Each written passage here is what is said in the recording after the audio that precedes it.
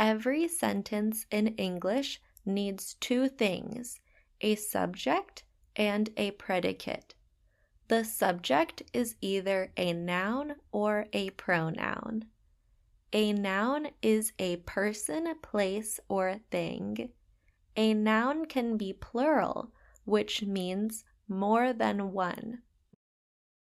An example of a plural noun is the word cities. The word city is singular. The word cities is plural.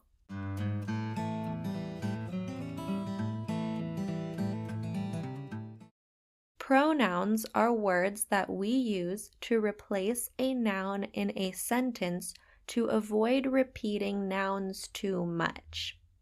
Here is an example. Instead of saying, I don't know where John is, do you know where John went? We can say, I don't know where John is, do you know where he went?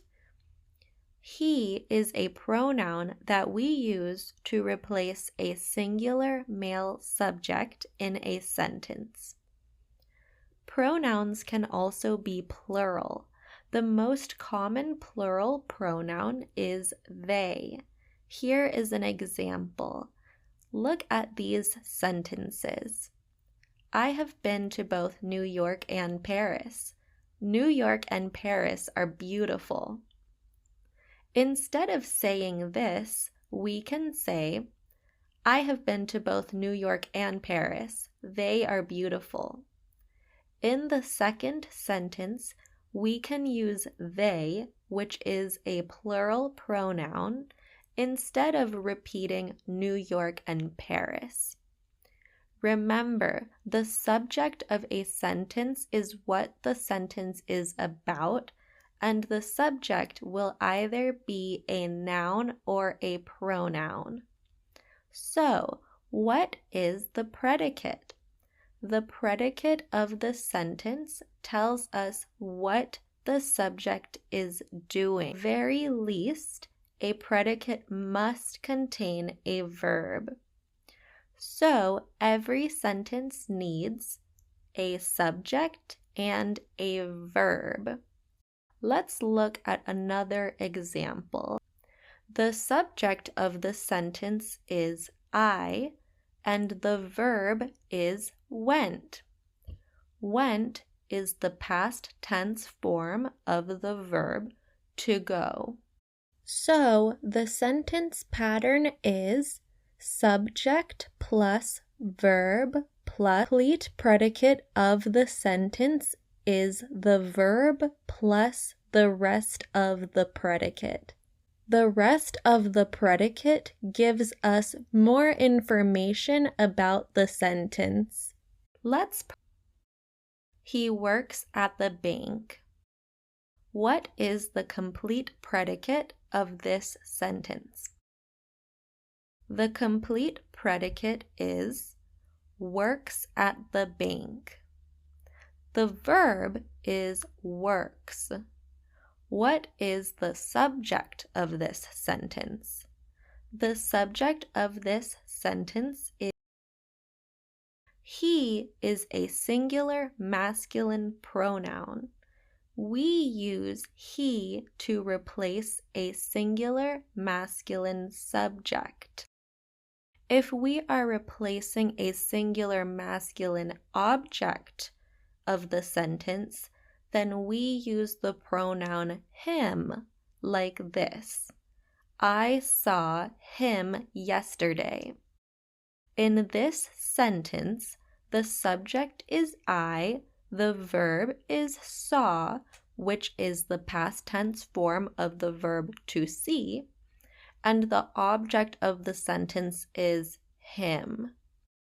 I is the subject, and saw him yesterday is the complete predicate. Let's look at another example. They bought a new house. The subject of the sentence is bought, which is the past tense form of the verb to buy. The complete predicate of the sentence, look at one last example. Pam starts school in August. The subject starts. The complete predicate of the sentence is starts school in August. Remember, the predicate might be simple. It might be just one verb. Or the predicate might have an object or other types of words in it that tell us more about the situation. Basic sentence structure is subject, then predicate. Usually, the verb will be at the beginning of the predicate, although it is possible for another word to come before the main verb. For example, an adverb can come before the verb in a sentence, like this. They happily ate dessert. The subject of the sentence is they, and the verb of the sentence is ate, which is the past tense form of the verb to eat. Happily is an adverb. An adverb is a word that describes a verb, adjective, or another adverb. Pronouns and adverbs modify verbs, adjectives, and other adverbs. The word modify means to change something.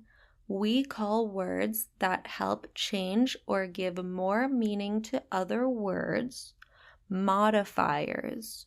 So, adverbs and adjectives are both modifiers. This has been a review of English sentence structure, which is also called syntax. In the next section, I will teach you about how to form questions in English.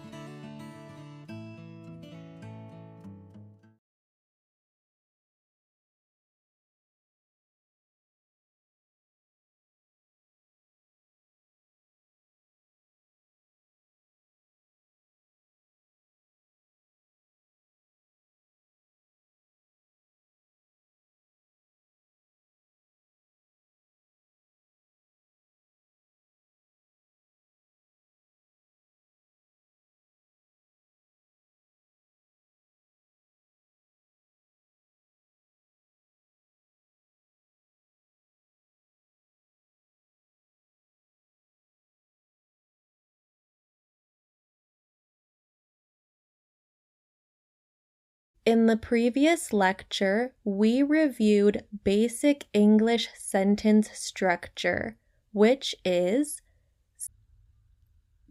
So, what pattern do we use to form questions in English? In English, most questions can be made using this pattern. Question word plus helping verb plus subject plus main verb plus the rest of the predicate. Now I will explain to you the difference between main verbs and helping verbs. Main verb of the sentence is the most important verb. The main verb of the sentence is the verb that expresses the main action or state of being of the subject. A helping verb is a verb that comes before the main verb in a sentence. Helping verbs help give more meaning to the main verb of the sentence. The most common helping verbs are to be, to have, and to do. When these verbs are used before a main verb, they are being used as helping verbs. One of the main ways that helping verbs are used is to create tenses. Helping negative sentences. Helping verbs are used is to show modality. Called modal verbs or modals. A modal is a type of helping verb that is used to express possibility, ability, permission, or obligation. The most common modal verbs in English are can, could, may, might, must, ought, will, would, shall, and need. Here is an example. The sentence, "I will pick you up tonight," is quite different from the sentence, "I can pick you up tonight." The modal verb will expresses certainty. So, in the sentence, "I can pick you up tonight," the speaker is expressing that they have the ability to pick the person up. It is similar to an offer. The person who is being addressed can either accept or reject. The person being addressed can say something like, "That would be great, thanks," or "It's okay, I'll drive myself." Here are a couple of things to note. The word I'll is a contraction of the words I and will. Also, it is common in English for people to say, "That's okay," as a way to refuse something. For example, if you say, "Would you like a glass of water?" and the person says, "That's okay," this means they do not want a glass of water. Now that we have reviewed main verbs and helping verbs, let's talk about question words. The most common English question words are who, what, when, where, why, and how. Let's talk about the meaning of these question words. What is a word that we use to ask for information. For example, what is your favorite song? When is a word that we use to ask, when are you going to go to the grocery store? Where is a word that we use. Where is Australia on the map? Who is a word that we use to ask or talk about a person or people. For example, who sent you those flowers? Why is a word that we use to ask or talk about the reason for something. For example, why do you want to learn English? How is a word that we use to ask or talk about the way that something happens. For example, how did you learn English? Let's look at some more examples. How did you hear? This question ends. This sentence follows the pattern question word plus helping verb plus subject plus main verb plus the rest of the predicate if necessary. Remember, not all sentences will have additional information after the main verb. Let's look at another example. Why do you want to work at this company? This question is in the question word in this sentence is why. The helping verb is do. The subject is you. The main verb of this sentence is want. And the rest of the predicate is made up of the prepositional phrase to work for this company. These words complete the meaning of the sentence. Let's look at a few more examples of question sentences. Example 1. Where did you go for lunch? The question word of this sentence is where. The helping verb is did. The subject is you, and the main verb is go. The rest of the predicate is for lunch. Example 2. When does the train arrive? The question word of this sentence is when. The helping verb of this sentence is does. The subject of this sentence is the train, and the verb of the sentence is arrive. Example 3. Why did you cancel your plans? The question word of this sentence is why. The helping verb of this sentence is did. The subject of this sentence is you. This sentence is cancel. The object of the sentence is. The object makes the predicate of the sentence. Your is a modifier of the word plans. The word your tells us whose plans we are talking about. In this case, it is the addressed in the sentence.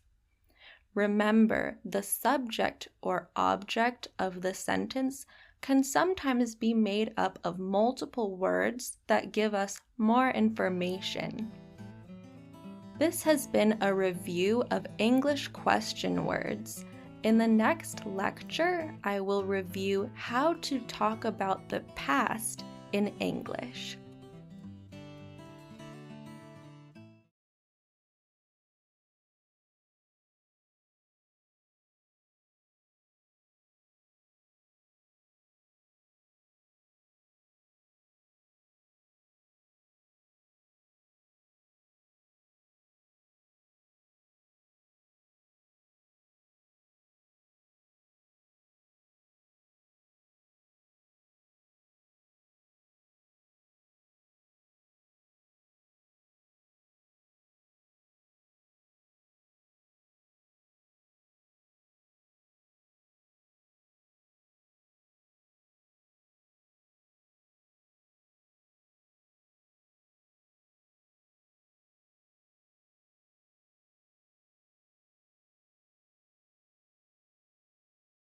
Let's talk about different types of sentences in English. In this section, I will teach you about simple sentences, compounds, and compound complex sentences. Let's start. Is a sentence that only has one single independent clause. An independent clause is a group of words that has a subject and a verb and makes sense on its own. Simple sentences can be very short. Here is an example of a very short, simple sentence. Trees grow is an independent clause. A subject, which is trees, and a predicate. In this case, the predicate is just the single verb This clause conveys a complete thought, so it can stand on its own. Remember, an independent clause makes sense on its own, and a dependent clause does not make sense on its own. Now let's talk about compound sentences. A compound sentence is a sentence that has two independent clauses that are combined with a coordinating conjunctions are words that are used to link together words, phrases, or clauses. I will teach you more about coordinating conjunctions later in this course. One of the most common coordinating conjunctions is the word and. The word and combines things that have a similar meaning. Is an example. I ate breakfast and went to the gym this morning. I ate breakfast is an independent clause. I went to the gym is also an independent clause. These can be two sentences on their own, however, with the word and. Let's review. When two independent clauses are combined, this is called a compound sentence. Now let's talk about complex sentences.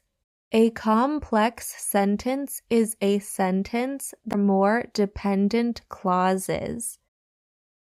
Dependent clauses can be linked with either a subordinating conjunction or with a relative pronoun.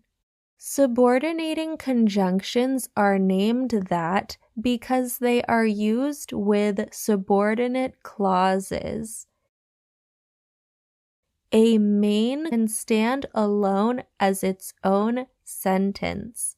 Main clause is another way to say independent clause. A subordinate clause is a clause that has a subject and a verb but cannot stand alone as a sentence. The term subordinate clause is another name for a dependent clause. Subordinate clauses are linked to main clauses with subordinating conjunctions or relative pronouns.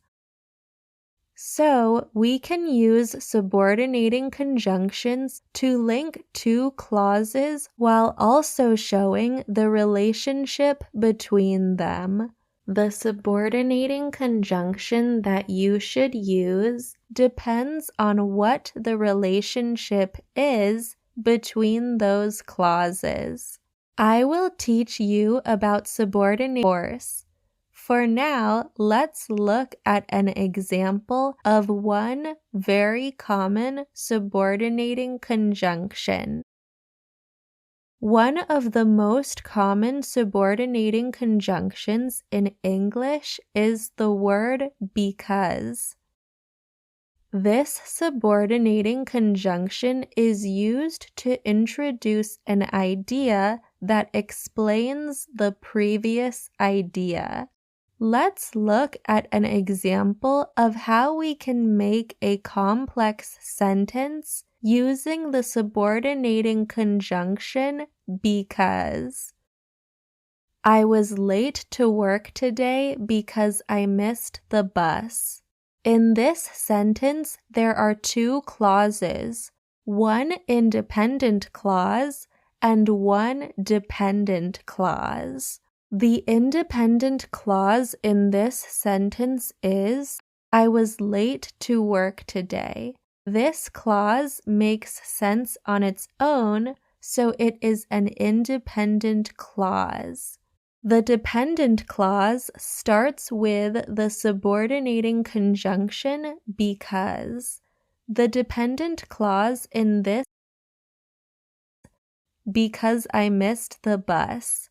Because I missed the bus cannot be a sentence on its own because it is an explanation for the previous clause. It must be attached to the independent clause in order to make sense. Now let's talk about relative pronouns. A relative pronoun is a pronoun that is used to connect a relative clause. So, what is a relative clause? A relative clause is a type of dependent clause which helps to clarify what the independent clause is talking about. Let's look at the most frequently used relative pronouns. The most frequently used relative pronouns are that, which. Words are used to clarify the meaning of the independent clause. Let's look at an example of how a relative pronoun can be used to create a complex sentence. Example: I wish I had known that you needed someone to pick you up. This is an example of a complex sentence where the independent clause and the dependent clause are combined with the relative pronoun that. The independent clause in this sentence is I wish I clause in this sentence is that you needed someone to pick you up. Because the dependent clause starts with a relative pronoun, this dependent clause is a relative clause. Relative clause in this sentence clarifies what the speaker of the sentence wished that they had known. Lastly, let's talk about compound complex sentences. A compound complex sentence is a sentence that contains two or more independent clauses and one or more dependent clauses that are joined together by conjunctions or semicolons. We left the house early because we wanted to party.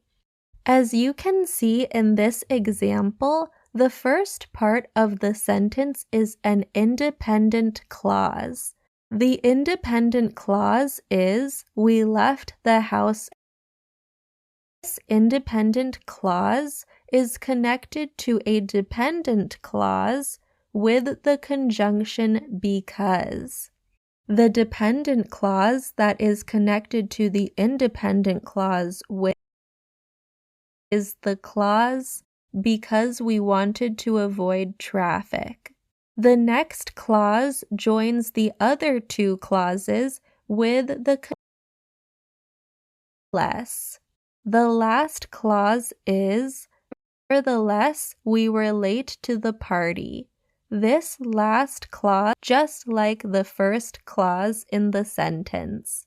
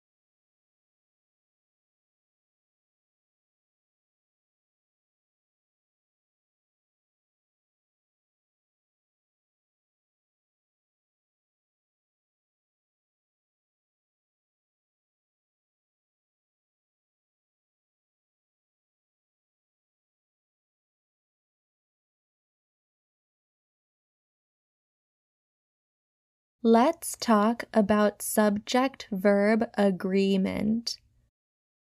Subject-verb agreement is a grammar rule that says that subjects and verbs must agree with each other in number.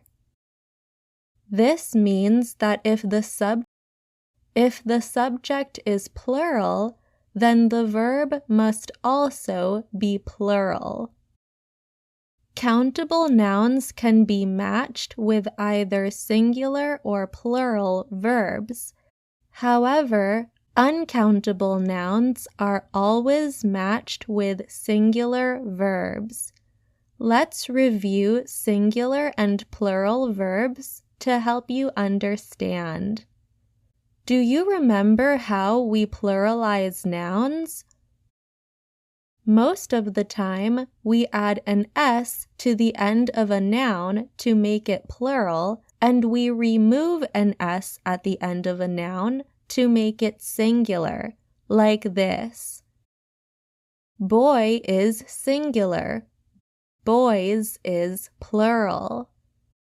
With verbs, the rule is the opposite when we are using the present tense. To make a verb match with a singular noun, we add an S. If the verb is used with a plural noun, there should be no S at the end of it. Here is an example. The boy plays soccer every day. If we used a pronoun in this sentence, it would be he plays soccer every day. If the subject of this sentence was plural, then it would look like this. The boys play soccer every day. With a pronoun, the sentence would be they play soccer every day.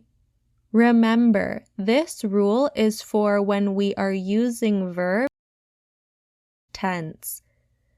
In the past tense, these sentences would be he played soccer every day. Played soccer every day. In the future tense, these sentences would be he will play soccer every day, or they will play soccer every day. Now that we have reviewed singular and plural verbs, let's talk about the rule I mentioned before about countable and uncountable. Countable nouns can be matched with singular or plural verbs. However, uncountable nouns are always matched with singular verbs. Let's noun. Therefore, this noun can be used with singular and plural verbs. For example, an egg takes 6 minutes to boil. Eggs take 6 minutes to boil. As you can see, we can use plural and singular verbs with the word egg because it is a countable noun. It just depends on whether we use the singular or plural form of the word egg. However, with uncountable nouns, we can only use singular verbs. A singular verb has an S at the end of it. We can say, rice takes 20 minutes to cook, but it would be incorrect to cook. Let's look at a couple of examples. Butter is an uncountable noun. Here is a sentence with the word butter. It is correct to say, butter melts quickly. Sugar is an uncountable noun. Here is a sentence with the word sugar. It is correct to say, sugar tastes sweet. It is incorrect to say, sugar tastes sweet. An easy way to remember this rule is that usually either the subject or the verb will end with an S, not both.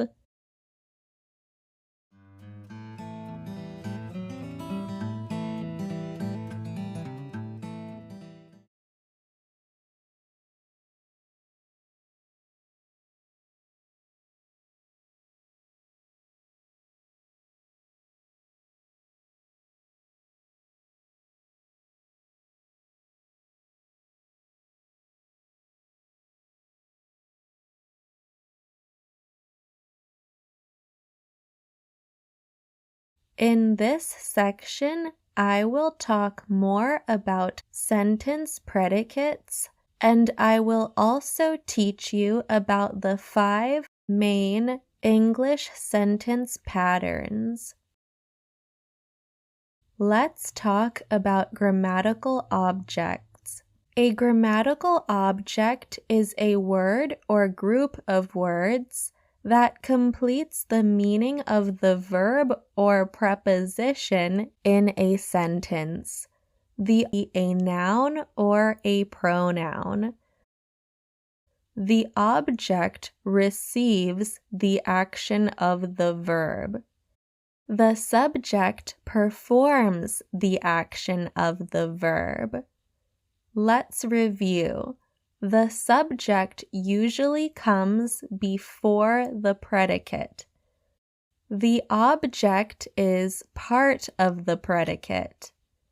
Let me show you an example of a sentence that has an object in the predicate. The cat ate a fish. This sentence has an object in it. Know what the object in this sentence is? The object of the sentence is a fish. In the sentence, a fish is what was eaten. Therefore, it received the action of the verb. There are 2 main types of grammatical objects that you will find in sentences: direct objects and indirect objects. Let's review these 2 different types of objects. A direct object receives the action of the verb directly. You can find the direct object by asking yourself or whom after the verb in the sentence. Let's look at some examples. Example 1. Mary loves cats.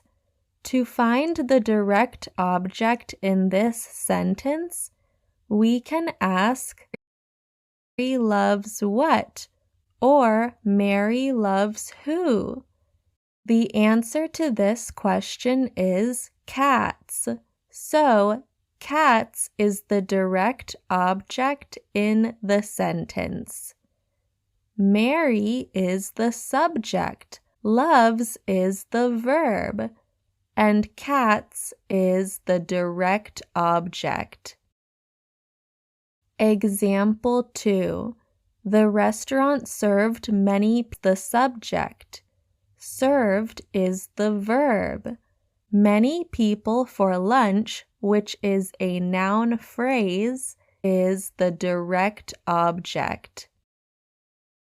Example 3. She bought a beautiful new dress.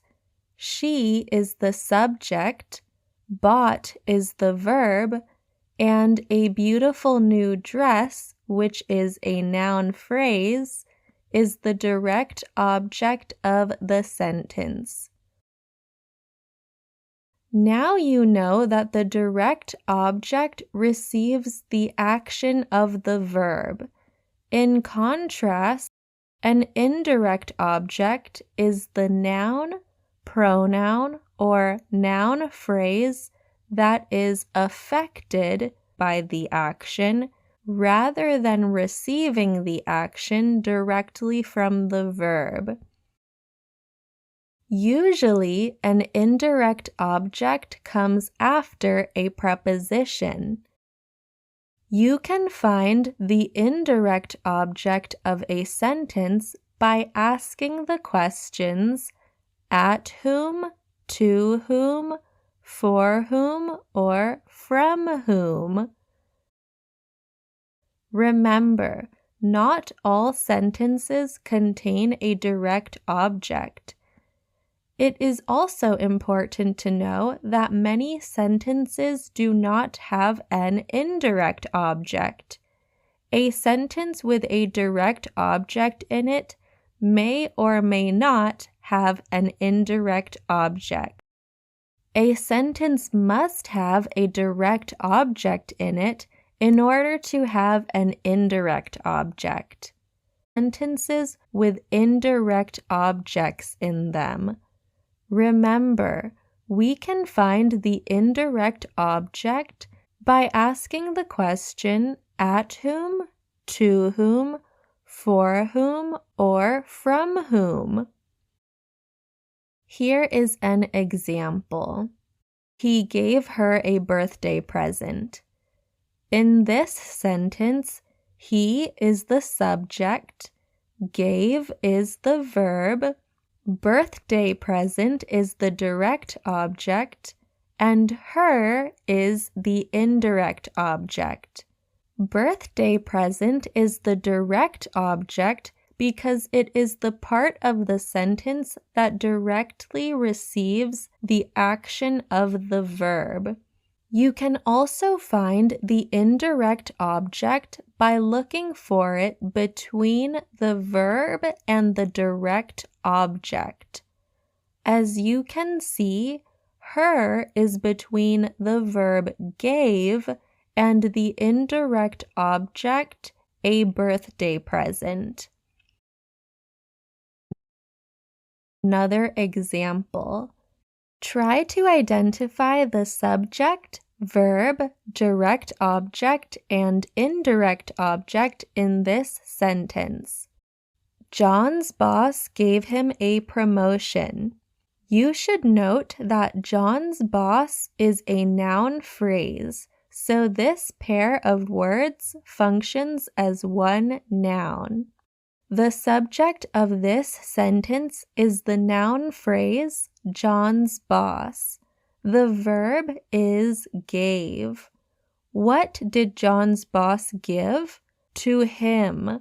So the direct object of the sentence is a promotion, and the indirect object in this sentence is him. Now that we have reviewed direct objects and indirect objects, let's look at common English sentence patterns so that you will be more English sentence patterns. Subject plus verb, subject plus verb plus object, subject plus verb plus adjective, subject plus verb plus adverb, subject plus verb plus noun. Let's look at some examples of these different sentence patterns. Sentence pattern 1. Subject plus verb. Sentences that follow the subject plus verb sentence pattern look like this. Example 1. The dog ran. The dog is the subject. Ran is the verb. Example 2. She laughed. She is the subject. Laughed. Example 3. He smiled. He is the. Example 4. Pronoun they is the subject. Played is the verb. 5. The bird flew. The bird is the subject. Flew is the verb. Sentences that follow the subject plus verb plus object sentence pattern look like this. Example 1. She loves shopping. She is the subject. Loves is the verb. Shopping is the object of the sentence. Example subject. Likes is the verb. Exercising is the object of the sentence. Example 3. They cooked dinner. The pronoun they is the subject. Cook dinner is the object of the sentence.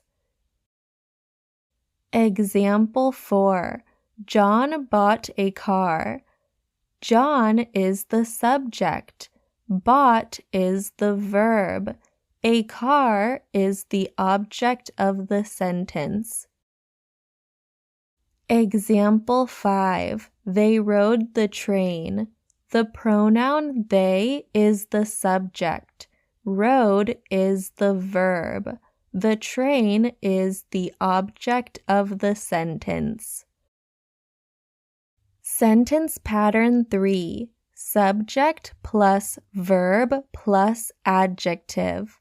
Sentences that follow the subject plus verb plus adjective sentence pattern.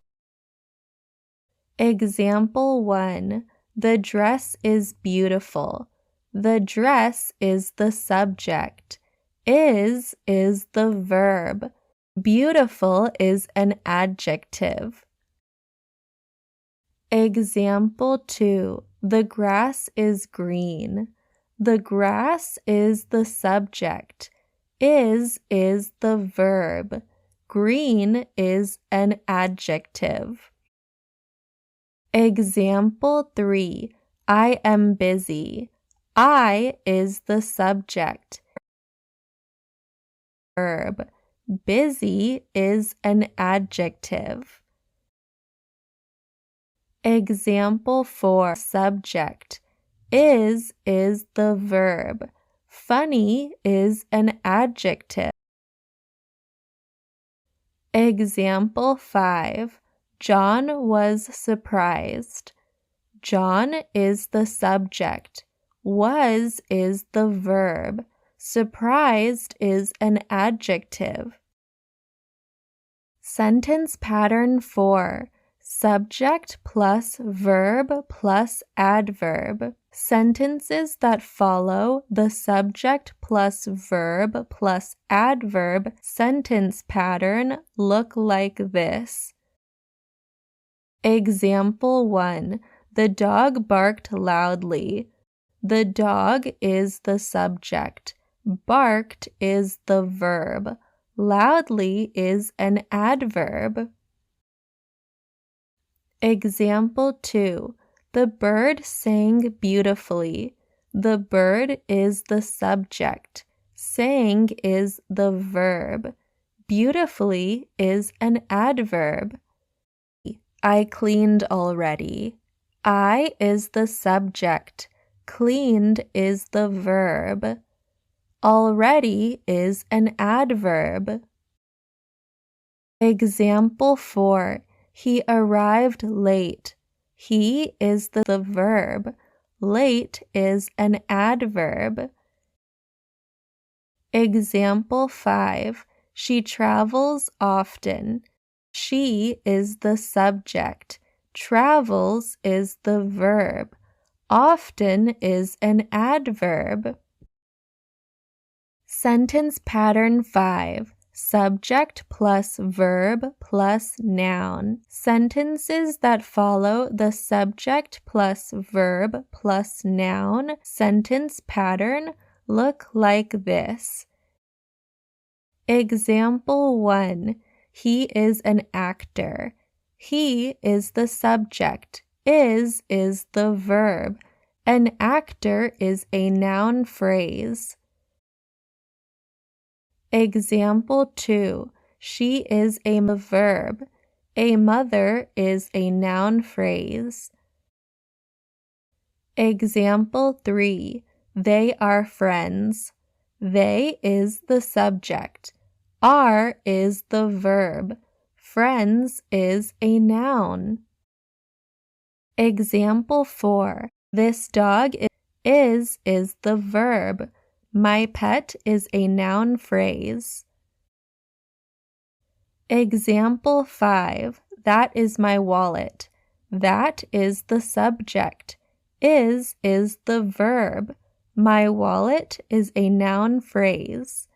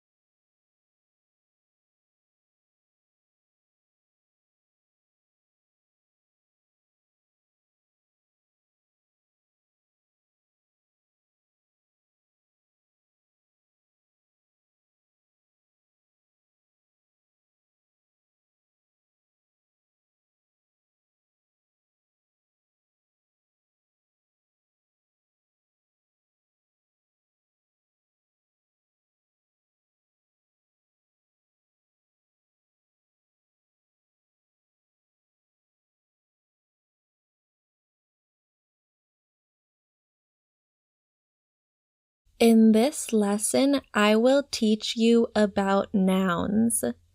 A noun is a word that names a person, place, or thing. Words doctor, beach, and cup are all nouns. You should also know that there are different types of nouns. Doctor, beach, and cup are all singular nouns. Each of these words refers to one person, place, or thing.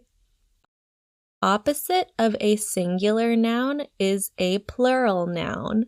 A plural noun refers to one or more person, place, or thing.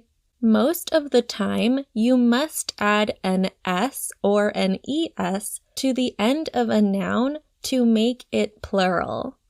Let's see how we can make each of these words plural. Doctor, doctors. Beach, beaches. Cup, cups. As you can see, we add an ES to the end of the word beaches to make it plural. This is because the word is with a CH. For the words cup and doctor, we just add an S to make them plural. Now let's talk about countable and uncountable nouns. Nouns can either be countable or uncountable. Doctor, beach, and cup are all countable nouns. If a noun is countable, that means that we can count how many there are. For example, we can say there is one doctor, or there are two doctors, or 3 doctors, and so on. The word beach is also countable. We can say there is one beach, there are 2 beaches, there are 3 beaches, and so on. And with the word cup, we can say 1 cup, 2 cups, 3 cups, and so on. Now, what about uncountable nouns? Can you think of a noun that cannot be counted? Here are 2 examples of nouns that cannot be counted: rice and water. One piece of rice is called a grain of rice. grains of rice are so small that we do not count them, so rice is an uncountable noun. We also do not count drops of water. It is almost impossible. So, water is also an uncountable noun. Here is an important rule about uncountable nouns. Uncountable nouns cannot be correct to say, I would like 3 rices. Instead, you can use a quantifier. A quantifier is a word that gives us the general idea of an amount of something. The word some is a quantifier. So you can say, I would like some rice. If you are making a negative sentence, then you can use the quantifier any for uncountable nouns, like this. I do not want any rice. Here is another option. The word bowl is a countable noun, so you can say, or I would like 2 bowls of rice. So far, we have talked about singular nouns, plural nouns, countable nouns, and uncountable nouns. Now I will talk to you about abstract and concrete nouns. A concrete noun is a noun that names a physical person, place, or thing. An abstract noun names something that is not physical, and happiness are 2 examples of abstract nouns. What about, are these abstract nouns or are they concrete nouns? What do you think? Well, the answer is they are concrete nouns, see and touch. Most abstract nouns are uncountable. Some examples of uncountable abstract nouns are music, relaxation, and peace. So, for example, it would be musics today. Instead, you can use quantifiers to talk about music. For example, you can say, I listened to some new music today. Or, you can also be more specific and use the word instead of the word music. For example, you can say, I listened to 3 new songs today. Song is a countable noun, so we can be specific about the number and we can make the word plural. Now, although most abstract nouns are uncountable, there are some that can be counted. Here are some examples of abstract nouns that can be counted. Dream, idea, fear, and goal are all abstract nouns that can be counted. You cannot touch or see an idea. However, you can still say, I have 2 great ideas. Here are some examples of how we can use abstract nouns that are countable. Example 1. Example 2. I have 5 goals that I want to accomplish this year. Example 3. Spiders and heights are my 2 biggest fears. Let's review. When you learn a new noun, it is good to try to understand the noun better by learning whether it is a concrete or abstract noun and whether it is countable or uncountable. You are almost done learning about nouns. We will now talk about a few more types of nouns. A person, place, or thing. These types of nouns must be capitalized. Common nouns name a non-specific person, place, or thing, and we do not capitalize them. So, are the words doctor, beach, and cup proper nouns, or are they common nouns? The answer is they are common nouns.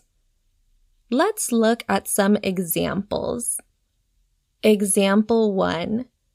A proper noun that refers to a person could be Dr. Smith instead of just the word doctor. Example 2. If we are talking about a specific beach, the name of it would be a proper noun, such as Santa Monica Beach. The word beach is a common noun. Santa Monica Beach is a proper noun. As you can see, when a noun is a proper noun, we must use capital letters.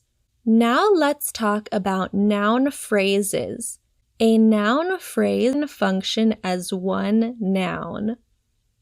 The noun phrase is made up of the main noun, and here is an example of a noun phrase. Chocolate cake with sprinkles on top. Try to think of a sentence that you can make with this noun phrase using the sentence pattern subject, verb, noun. Here is one possible sentence. Cake with sprinkles on top.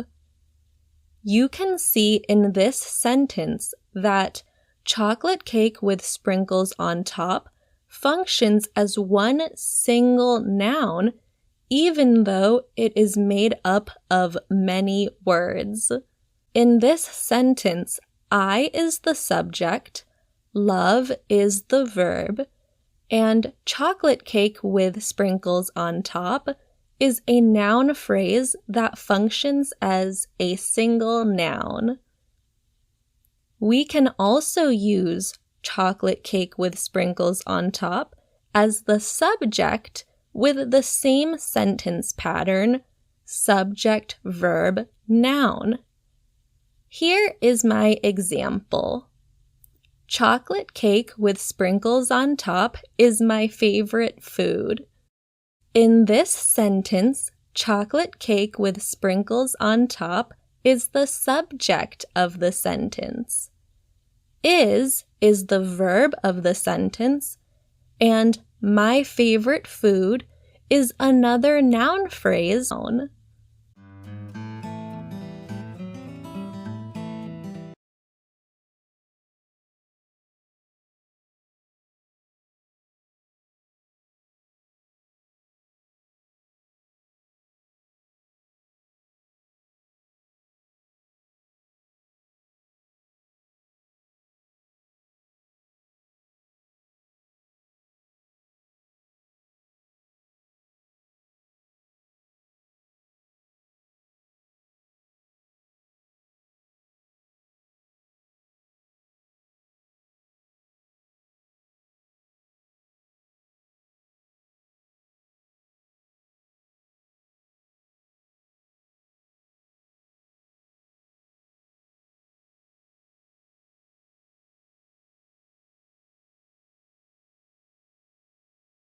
Adjectives. An adjective is a word that describes nouns or pronouns. For example, beautiful, kind, and American can all be used as adjectives because they can be used to describe nouns or pronouns.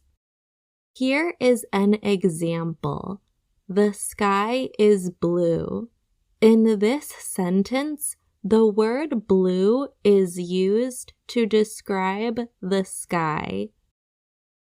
In the sentence, blue is my favorite color, the word blue is not being used to describe something. Instead, it is being used as a noun. Most of the time, an adjective should either be placed before a noun or after a verb.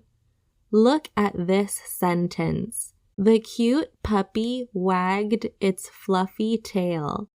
In this sentence, cute is an adjective and it comes right before the word puppy. There is also another adjective in this sentence, which is the word fluffy. The word cute describes the noun puppy and the word fluff tail. These are examples of adjectives being placed before nouns. The second common way that adjectives are used is after a verb. Let's look at an example. In this sentence, the adjective blue comes right after the verb. Blue describes the subject of the sentence, the sky. Here is another example of this type of adjective. Food smells delicious. What is the subject of this sentence? The subject of this sentence is the food. Delicious is used to describe the food. Let's look at an example of how an adjective that comes after the verb can be used to describe the object of the sentence. The rain turned the grass green. The subject of this sentence is the rain. The verb of the sentence is turned, and the object of the sentence is the grass. So, in this sentence, the word green does not come before a noun. It comes after the verb in the sentence, being the object of the sentence. Let's go. The cute puppy wagged its fluffy tail. In this sentence, the adjectives cute and fluffy come before nouns. They simply give us more information about the nouns that they precede. It is okay for us to remove these adjectives from the sentence because the sentence will still make sense. If we took these words out of the sentence, the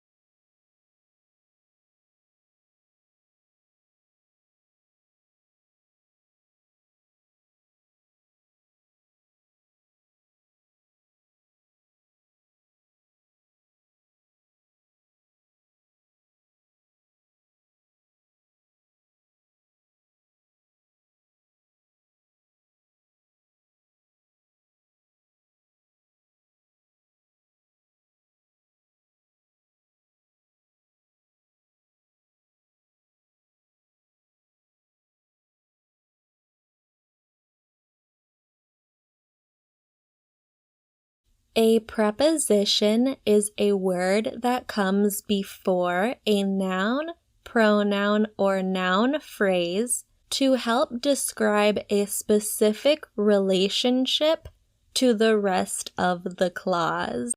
Prepositions are usually small words, but they connect words. Here are some examples of prepositions: on, in, of, by, for. Prepositions are used to express direction, spatial relationships, or to introduce an object. Here are some examples. Example 1. The book is on the table. In this sentence, the word on connects the words in the sentence, the book, in relation to the table. Example 2. He sat by the is a preposition that means close to or near. As you can see, the preposition by connects the subject of the sentence he and the verb of the sentence sat with the object of the sentence, which is the river. Not only does by connect these words, it also expresses how the other words in the sentence are related. Prepositions are very important for creating sentences. They are used in sentences to do the following things: to link words together in a sentence, and to show the relationship between a noun and other words in the sentence. There are several different types of prepositions that are used to show different relationships. The main 3 types of prepositions are prepositions of time, prepositions of place, and prepositions of direction. Prepositions of time are prepositions. Most common prepositions of time are on, in, and examples. Example 1. I am going to see my friend on Saturday. Example 2.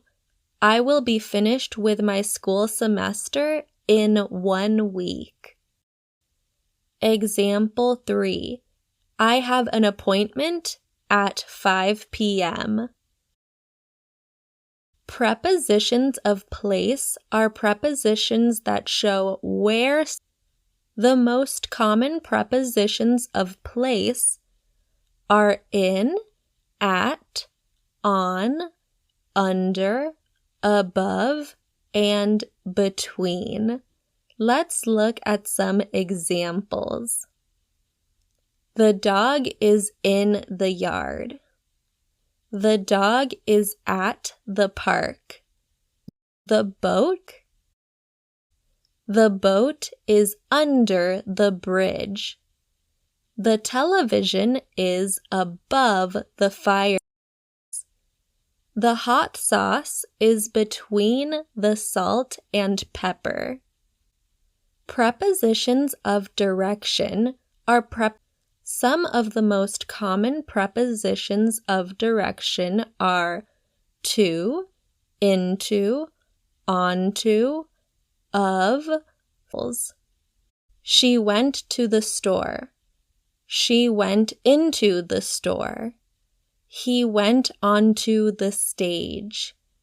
She came home from work. Flowers grow along the river.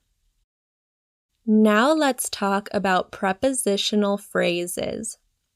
A prepositional phrase is a group of words that starts with a preposition and includes the object of the preposition. The object of the preposition is the noun, pronoun, or noun phrase that is being referenced by the preposition.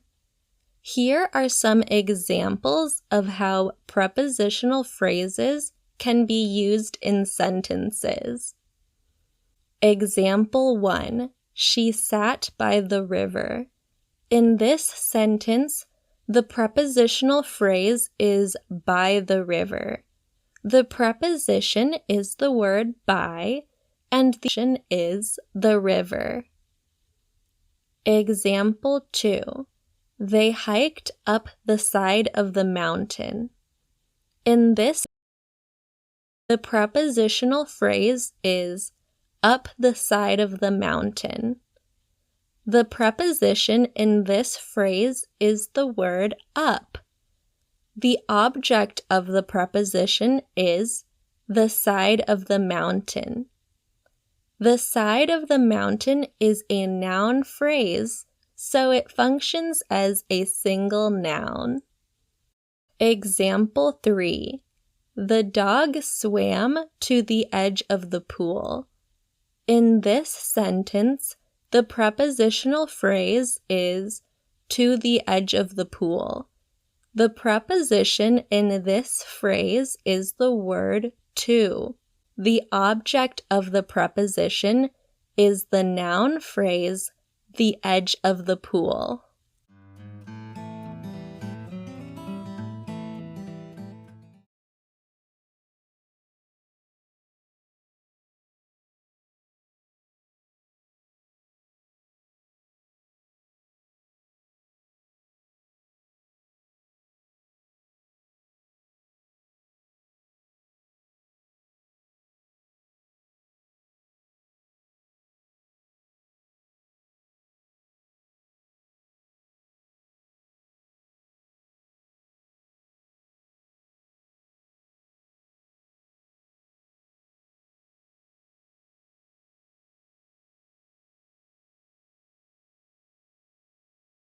I am now going to teach you about conjunctions. Conjunctions are words that are used to connect words, phrases, and clauses. There are 3 types of conjunctions: coordinating conjunctions, correlative conjunctions, and subordinating conjunctions. Let's talk a little bit more about each of these types of conjunctions. We will start with coordinating conjunctions. Coordinating conjunctions are the most common type of conjunction. You can use coordinating conjunctions to join words, phrases, or independent clauses. There are 7 coordinating conjunctions in English: for, and, nor, but, or, yet, so. You can remember these 7 conjunctions with the acronym FANBOYS. An acronym is an abbreviation word created with each of the first letters of a set of words. I will review all of these conjunctions in this lecture. However, I would like to let you know that the most commonly used of these 7 conjunctions are and, but, or, and so. Let's begin with the F in FANBOYS, which is the word for. Coordinating conjunction 1, for. For is a word that can be used in many ways. When used as a preposition, for is used to show the relationship between words, such as in this example. John bought a gift for Mary. In this sentence, for is being used as a preposition that shows who is intended to receive something. However, when the word for is used as a conjunction, It is used to give an explanation for something. In this sentence, feeling well, the thing that happened is Mary stayed home. And the word for comes before the explanation of why she stayed home. The explanation is she was not feeling well. Here are some examples of how you can use the conjunction for in a sentence.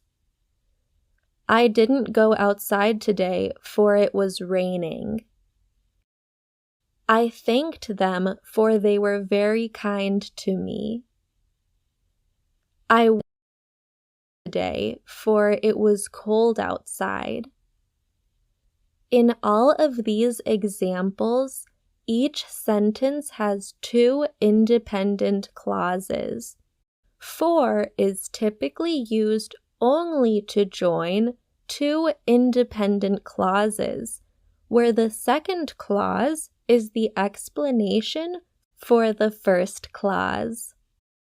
It is worth noting that using the word for as a conjunction is considered quite formal.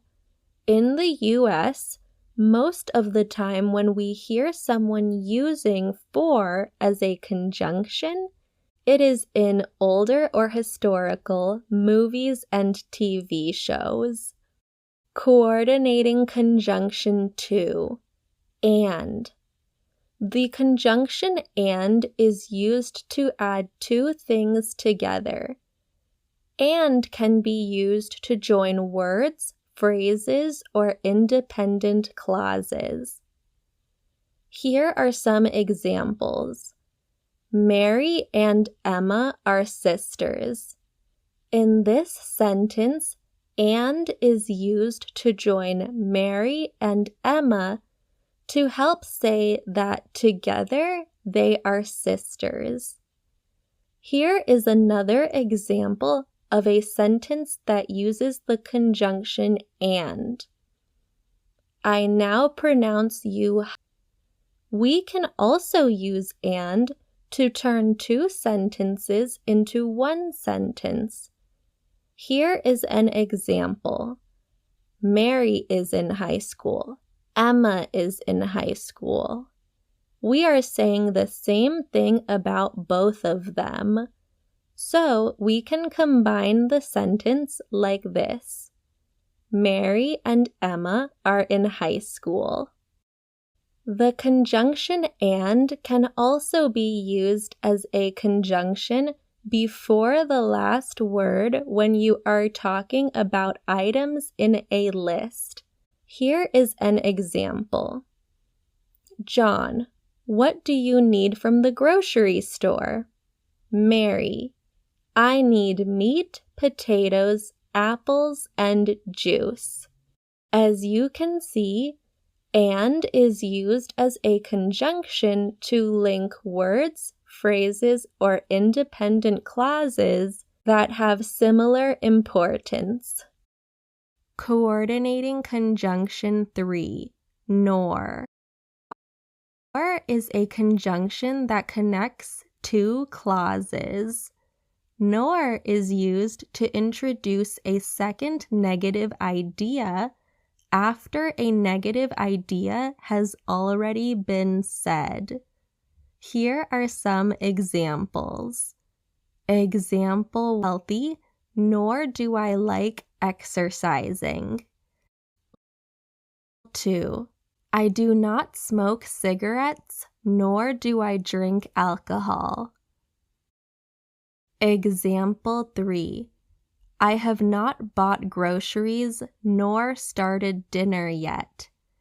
As you can see, in all of these sentences, there is first a negative statement, and an additional negative statement can be added using the conjunction nor. Coordinating conjunction 4, but. The conjunction but is used to show contrast. The word contrast refers to the differences between things, but can be used to join together an independent clause with another independent clause, or to join together an independent clause with a phrase. Here is an example. It is cold but beautiful outside. Usually, people don't like the cold. However, people like beautiful things.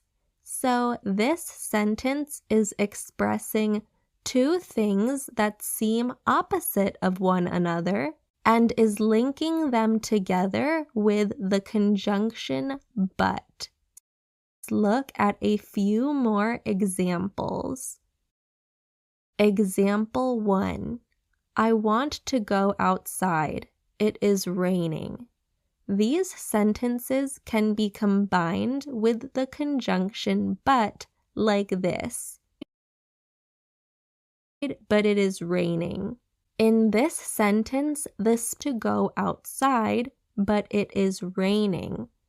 When the speaker says, but it is raining, they are implying that they will probably not go outside because of the rain. As you can see, these are two contrasting ideas that are linked to the word but. Example 2. I hate exercising, but I love getting stronger. In this sentence, you can see that the speaker is expressing two contrasting ideas. The idea that they hate exercising and also the idea that they love getting stronger. Coordinating conjunction 5, or. The conjunction or is used to state multiple choices or options. Or can also be used to express the consequences of something. Here is an example. Would you like coffee or tea? In this sentence, or is used to link together the two options, coffee and tea.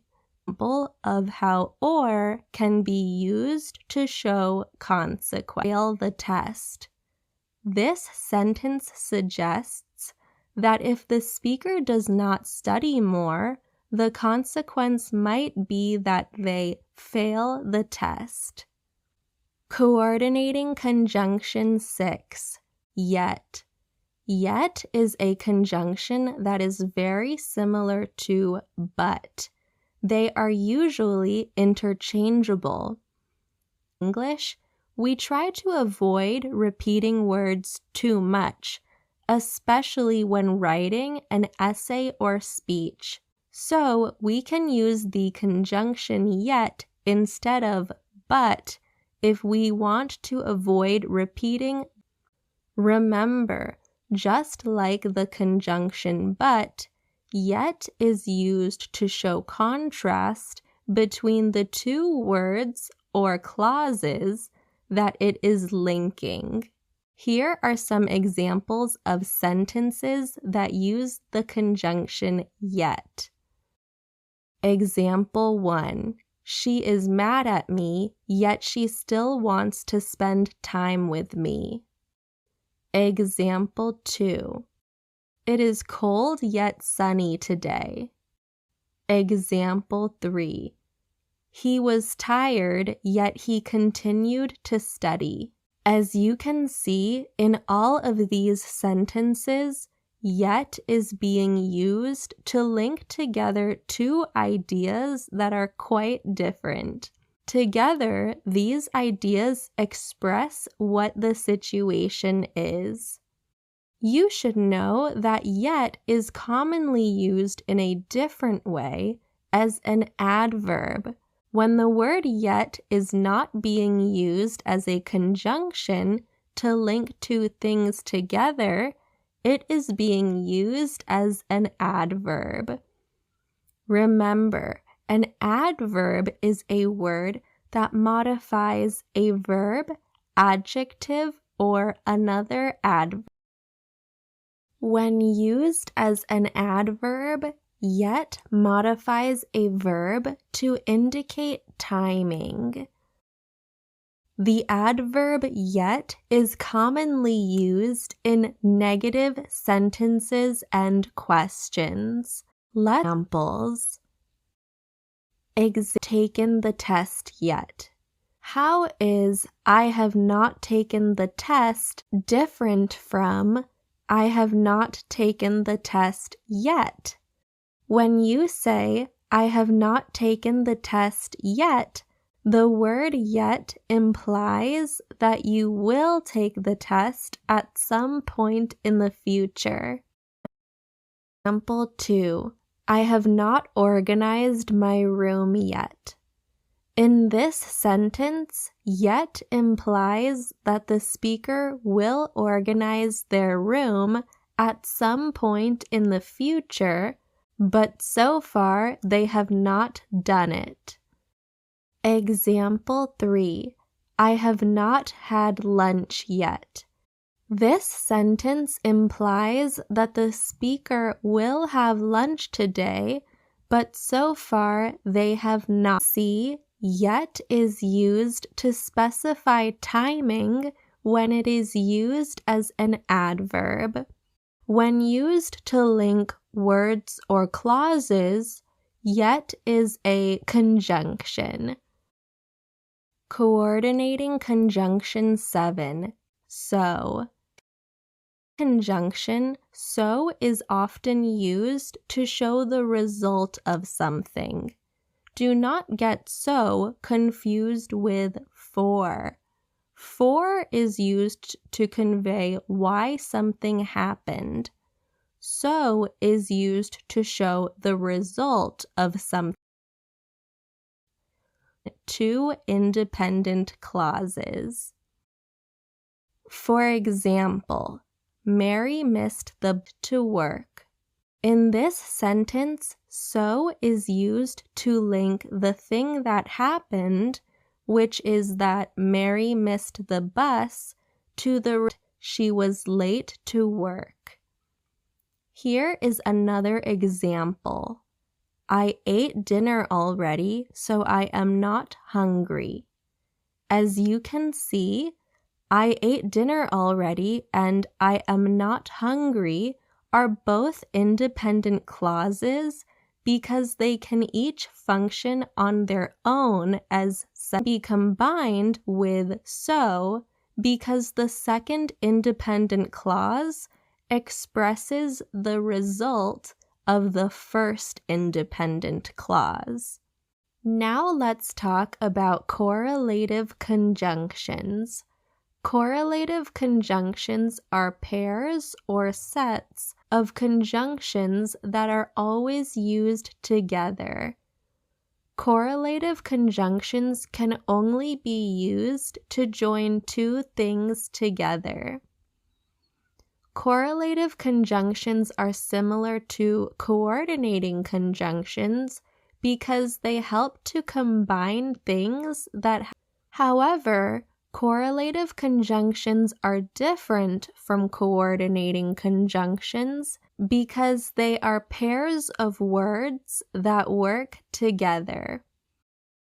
In this lesson, I will teach you about these 5 commonly used correlative conjunctions: both, and, either, or, whether, or, as, rather, than. Correlative conjunction 1. Both, and. When we use both and together as a correlative conjunction in a sentence, we use them to emphasize two things that are true in a sentence. Let's look at some examples. Example 1. She is both beautiful and smart.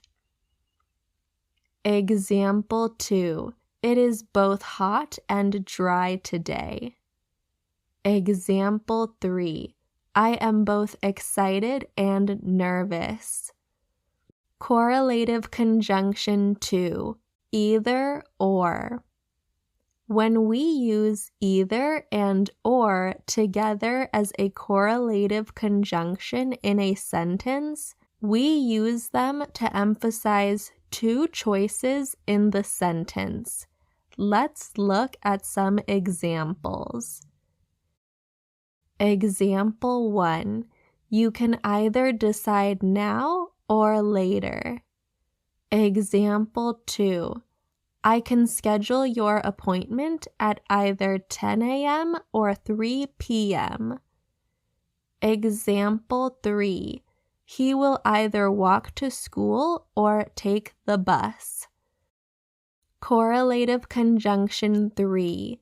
Whether or. When we use whether and or together as a correlative conjunction in a sentence, we use them to convey a feeling of doubt about two options in the sentence. Let's look at some examples. Example 1. I don't know whether we should eat dinner at home or go out to eat. Example 2. I am not sure whether to have a big wedding or a small wedding. Example 3. Drive to work or take the train. Correlative conjunction 4. As, together as a correlative conjunction in a sentence, we use them to compare or contrast two things in the sentence. Let's look at some examples. Example 1. John is just as strong as Bill. Example 2. Cooking is not as easy as you think it is. Example 3. A turtle is not as fast as a cheetah. Correlative conjunction 5. Rather than. When we use rather and than together as a correlative conjunction in a sentence, we use them to show preference for one thing in the sentence. Let's look at some examples. I would rather cook at home tonight than go to a restaurant. Example 2. Amy would rather travel than stay home during her summer break. Example 3. They would rather meet us for dinner than lunch. As you can see from this review of 5 common correlative conjunctions, correlative conjunctions are words that are used together as a pair to combine two things and convey a specific meaning. Subordinating conjunctions. Let's talk about subordinating conjunctions. Subordinating conjunctions because they are used with subordinate clauses. A main clause is a clause that has a subject and a predicate and can stand alone as its own sentence. Main clauses are also called independent clauses. A subordinate clause is a clause that has a subject and a verb, but cannot stand alone as a sentence. Clauses are linked to main clauses with subordinating conjunctions. So we can use subordinating the relationship between them. The subordinate conjunction that you should use depends on what the relationship is between those clauses. Here are some different conjunctions can be used to show. Subordinating conjunctions can be used to convey the cause of something. Subordinating conjunctions can be used to show contrast between clauses. Subordinating conjunctions can be used to show concessions between clauses. Subordinating conjunctions can be used to talk about a hypothetical situation. Subordinating conjunctions can be used to convey place. Subordinating conjunctions can be used to convey the reason for something. Subordinating conjunctions can be used to talk about the timing of when something happened. Let's talk about how to use subordinating conjunctions to convey the cause of something. Here are two common subordinating conjunctions that are used to convey the cause of something. Because, so. Example 1. The event was canceled because of the rain. Example 2. I left early so I wouldn't get stuck in traffic. Now let's talk about how to use subordinating conjunctions to show contrast between clauses. Here is a common subordinating conjunction that is used to convey contrast between clauses. Whereas, example, Amy loves black coffee, whereas Mary thinks it's too bitter. Now let's talk about how to use subordinating conjunctions to show concessions between clauses. Here are two common subordinating conjunctions that are used to show concessions between clauses. Though, even though. Example 1. It was a warm night, though I still wore my jacket. Example 2. We had a wonderful night even though it rained. Now let's talk about how to use subordinating conjunctions to talk about hypothetical situations. Here are several subordinating conjunctions that can be used to talk about hypothetical situations. Even if, as long as, in case, provided that. Example 1. I won't be discouraged even if I don't pass the test the first time. Example 2. Call me if you need someone to pick you up from the airport. Example 3. I will be satisfied as long as I get at least an 85% on the test. Example 4. You should bring an umbrella in case it rains. Example 5. We can still get there on time provided that the traffic isn't too bad. Now let's talk about how to use subordinating conjunction to convey place.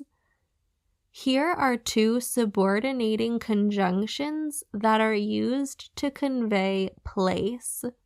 Where, wherever. Example 1. He took me to the restaurant where we went for our first date. Example 2. The puppy followed him wherever he went. Now let's talk about how to use subordinating conjunctions to convey the reason for something.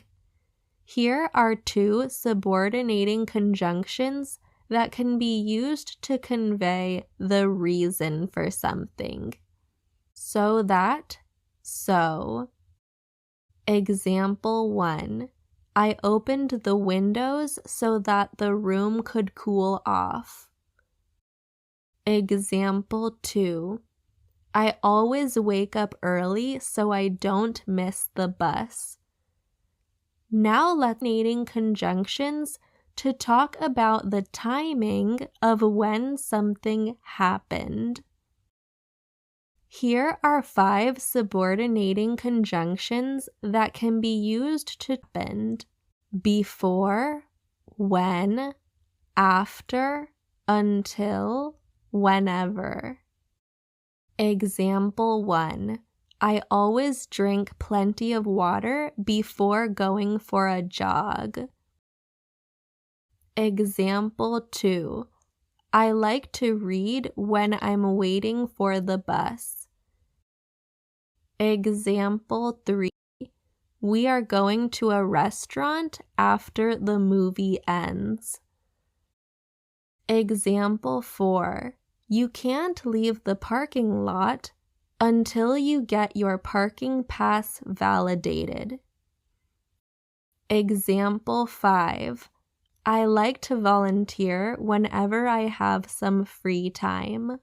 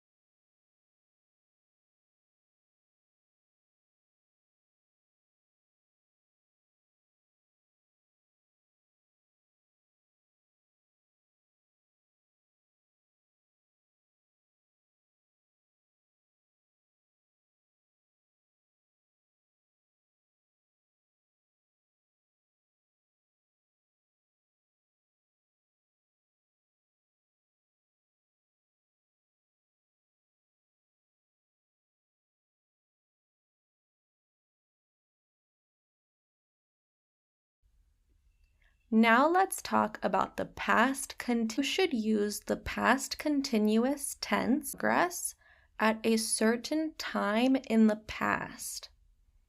Here is the formula that we use to make a sentence in the past continuous tense. Subject plus was or were plus the present. Now I will take a moment to explain to you what the present participle of a verb is and what the past participle of a verb is. The present participles of verbs are used to create the made by using the base form of the verb and adding ing. Here are some examples. Enjoying. They had been enjoying their trip.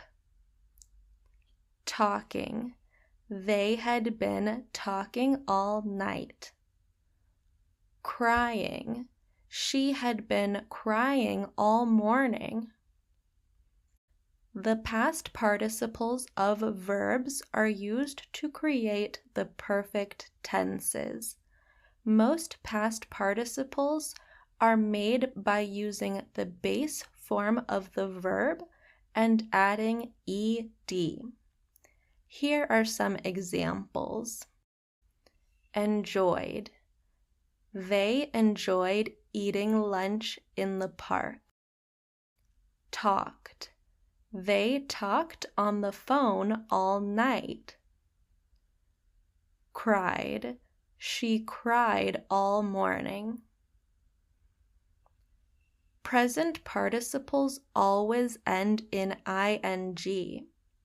However, not all past participles end in ed. Some past participles have a different ending. For example, the past participle of eat is not eated. It is actually the word eaten, such as in this sentence. Had already eaten lunch. Past participles that do not follow the pattern of being formed with an ed at the end are called irregular past participles. As you gain more vocabulary in English, which verbs have irregular past participles. Now let's look at some examples of sentences that are in the past continuous tense.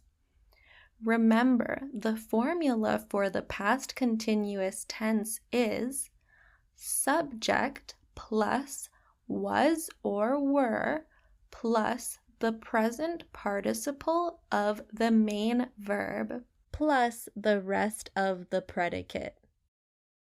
Example 1. I was washing the dishes when you called. The subject of the sentence is I. Because I is singular, we use the helping verb was followed by the present participle of the verb to wash, which is washing. The object of the sentence is the dishes. The dishes were being washed.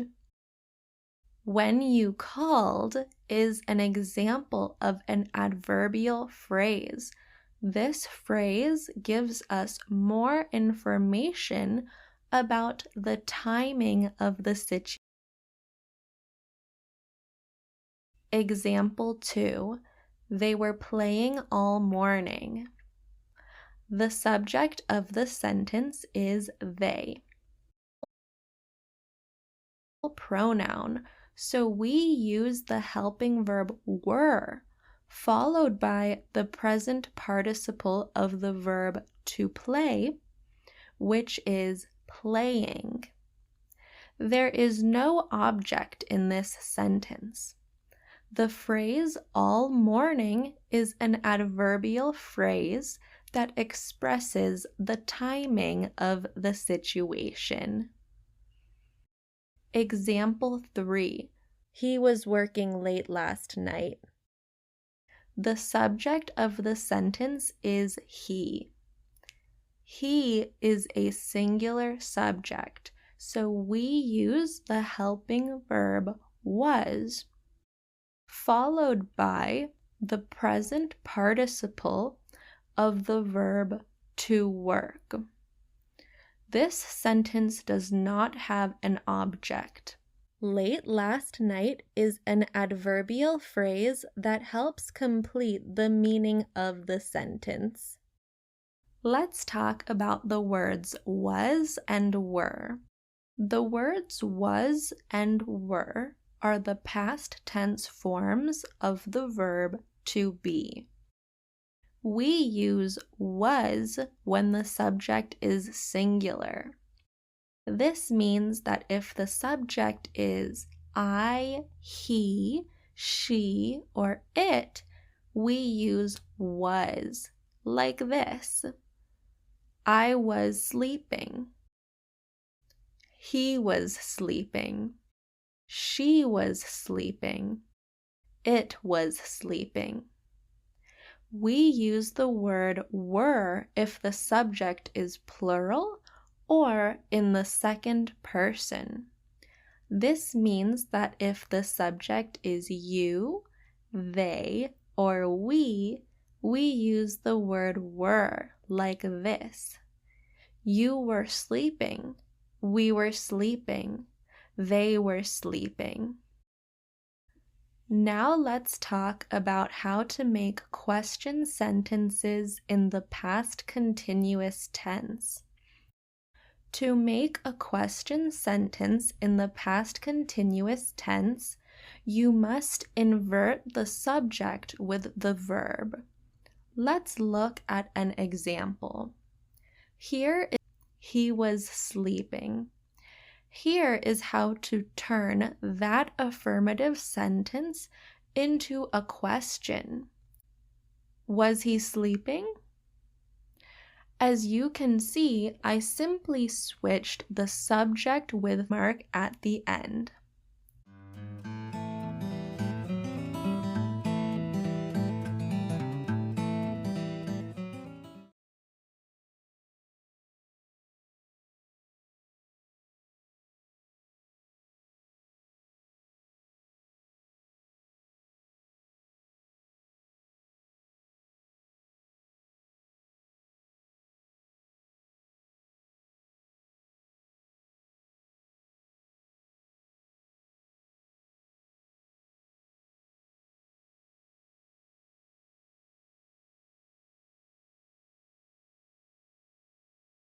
You should use the past perfect tense when you want to express the idea that something happened before another action. Here is the formula that you must use to create sentences in the past perfect tense. Subject plus had plus the past participle of the verb plus the rest of the predicate. Remember, past participles look like this: played, danced, worked. Here are examples of sentences that are in the past perfect. Example 1. I had played outside all day before the rain started. The subject of this sentence is I. After I comes the helping verb had. After the helping verb had comes the past participle of the main verb, which is played. The words outside all day before the rain started make up the rest of the complete. Example 2. He had danced with her all night before the party ended. The subject of this sentence is he. Helping verb had. After the helping verb had comes the past participle of the main verb. All of the words after danced make up the rest of the predicate. They had worked hard to finish the project on time.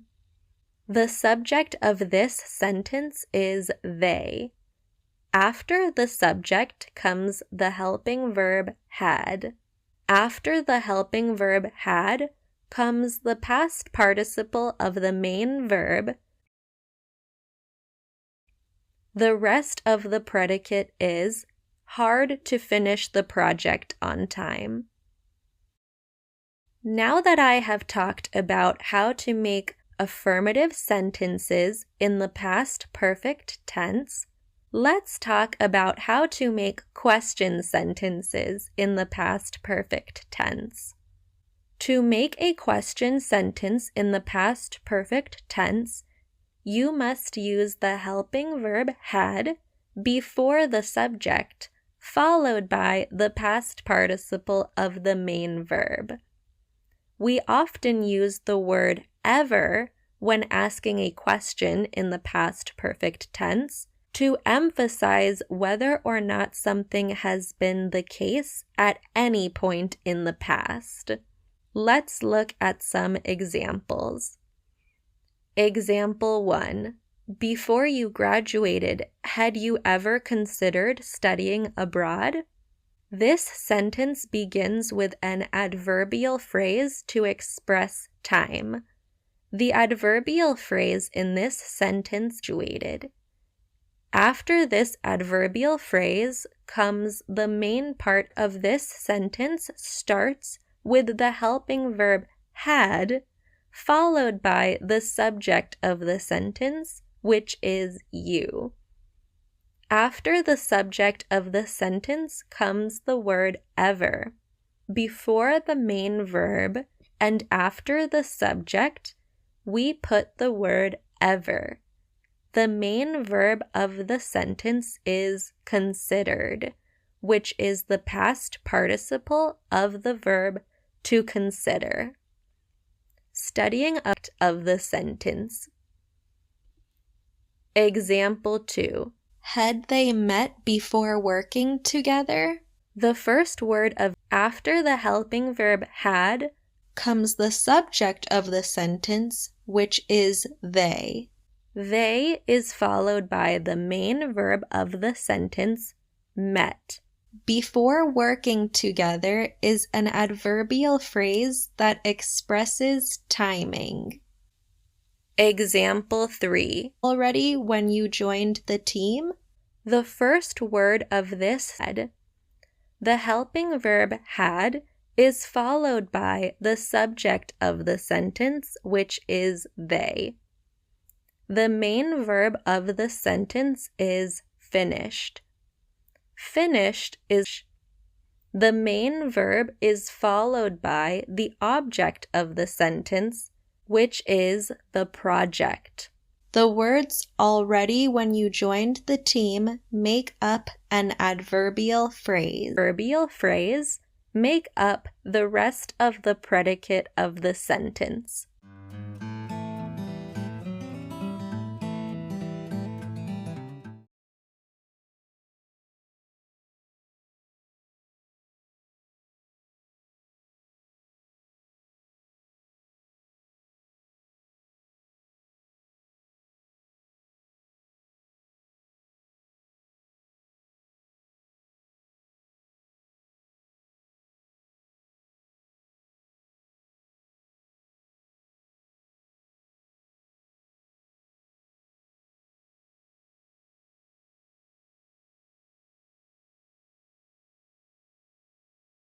You should use the present perfect continuous tense to talk about something that began at a non-specific time in the past, the present. Here is the formula that you must use to create sentences in the present perfect continuous tense. Been plus the present participle of the main verb plus the rest of the predicate. As you can see in this formula, you will either have to use the helping verb has or have to make a sentence in the present perfect continuous tense. This is very similar to what we just reviewed in the lecture about the present third person singular. Then you must use the word has. Otherwise, you must use the word have. Let's look at some examples. I have been living in Miami for 2 years. We have been living in Miami for 2 years. You have been years. She has been living in Miami for 2 years. Living in Miami for 2 years. Amy has been living in Miami for 2 years. They have been living in Miami for 2 years. As you can see from these examples, when the subject is in the third person singular, you must use has before the word been. If the subject is not in the third person singular, you must use the word have before the word been. Let's take a closer look at this sentence. I have been living in Miami for 2 years. The subject of this sentence is I. The subject is followed by the helping verbs have been. After the helping verbs, we add the present participle of the main verb of the sentence. The main verb in this sentence is living. Living is the present participle of the verb to live. The prepositional phrase "in Miami for 2 years" makes up the rest of the. As you can see from this example, the present perfect continuous is often used to tell someone how long you have been doing something. Let's see more examples. I have been going to the gym a lot lately. I have been attending medical school for 2 years. I have been learning English for 6 months. Let's review. The formula to make a sentence in the present perfect continuous tense is subject plus have or has been plus the present participle of the main predicate. Present perfect continuous tense is used to talk about something that began at a non-specific time in the past and is still happening now. Now that we have reviewed how to make sentences in the present perfect continuous tense, let's talk about how to make question sentences in the present perfect continuous tense. To make a question sentence in the present perfect continuous tense, subject of the sentence with the helping verb have or has. Let's look at some examples. Example 1. The affirmative sentence, "She has been attending school since August," can be changed to the question sentence, "Has she been?" Example 2.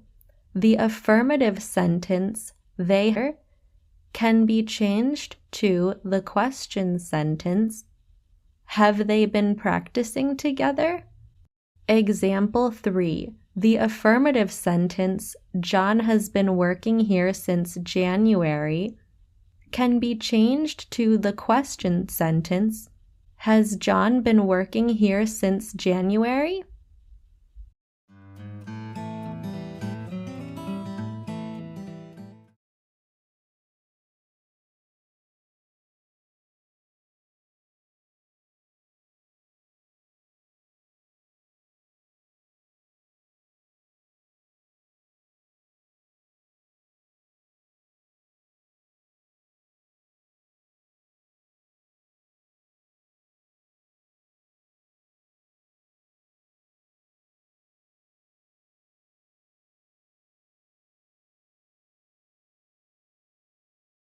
Let's talk about how to make negative sentences in the past simple tense. The formula for a sentence in the past simple tense is subject plus the past tense form of the verb plus the rest of the predicate. To make a negative sentence in the past simple tense, we use the helping verb did and the word not. Did is the past tense form of the verb to do. Because the helping verb did already indicates that the sentence is in the past tense, we use the present tense form of the main verb when making a negative sentence in the past simple tense. Let's look at some examples. Example 1. Here is a positive sentence that is in the past simple tense. I ate dinner. To make this sentence into a negative sentence, we must use the words did not after the subject, followed by the present tense form of the verb. The verb in this sentence is ate. The present tense form of ate is eat. So the negative version of this sentence would be, I did not eat. Example 2. Here is a positive sentence that is in the past simple tense. He bought a car.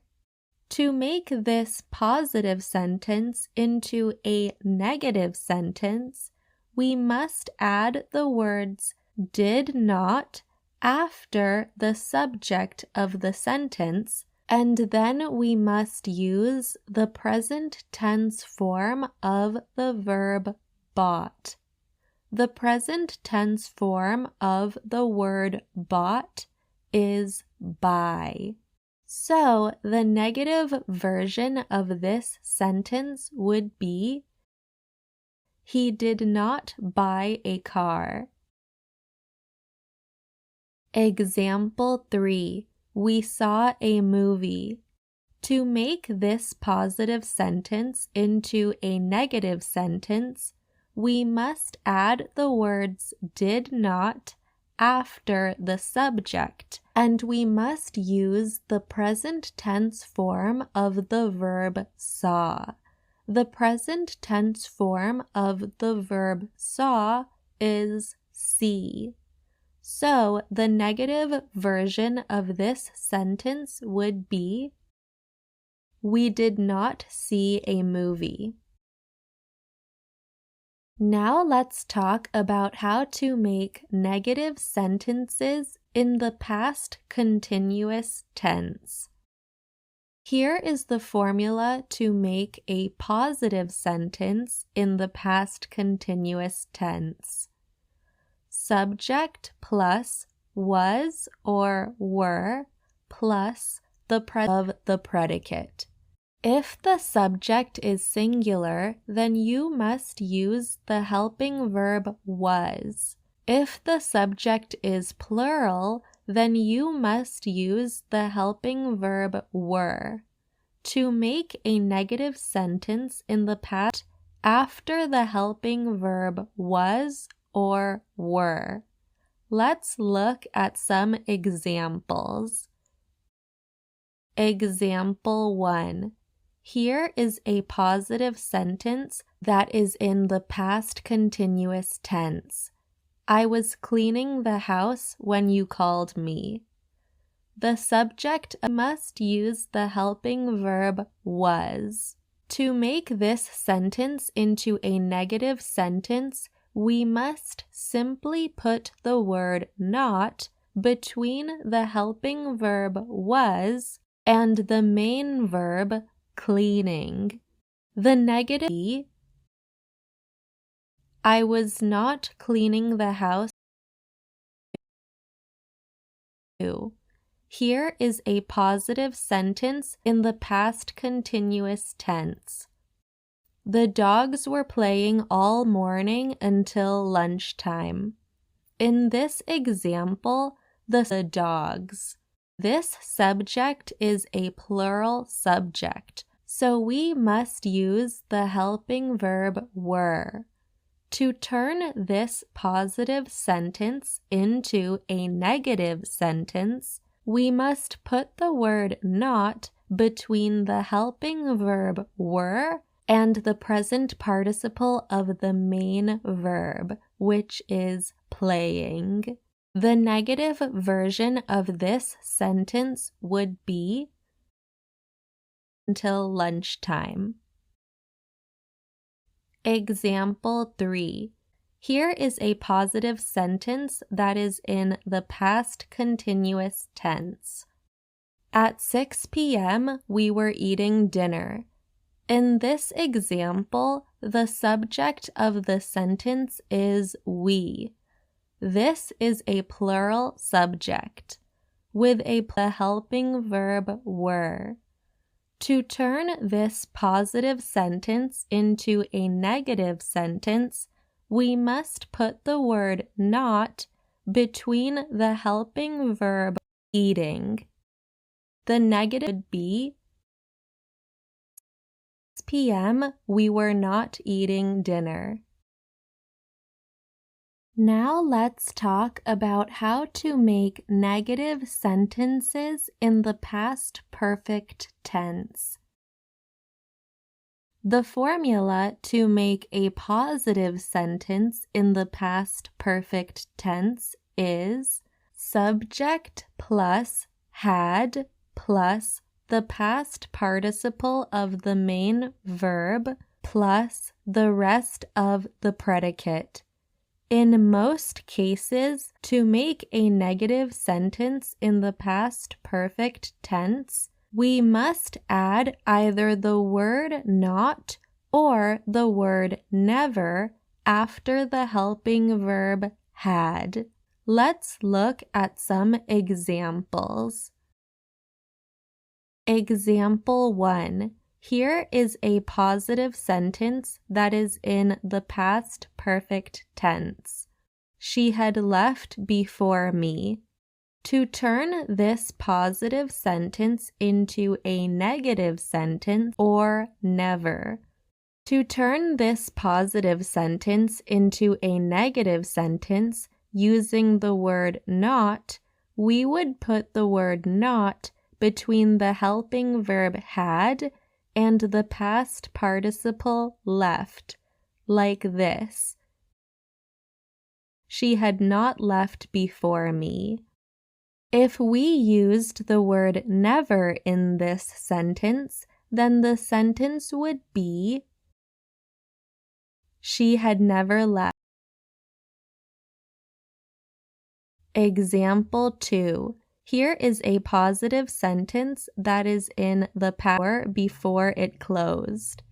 To turn this positive sentence into a negative sentence, we have the main verb, which is gotten.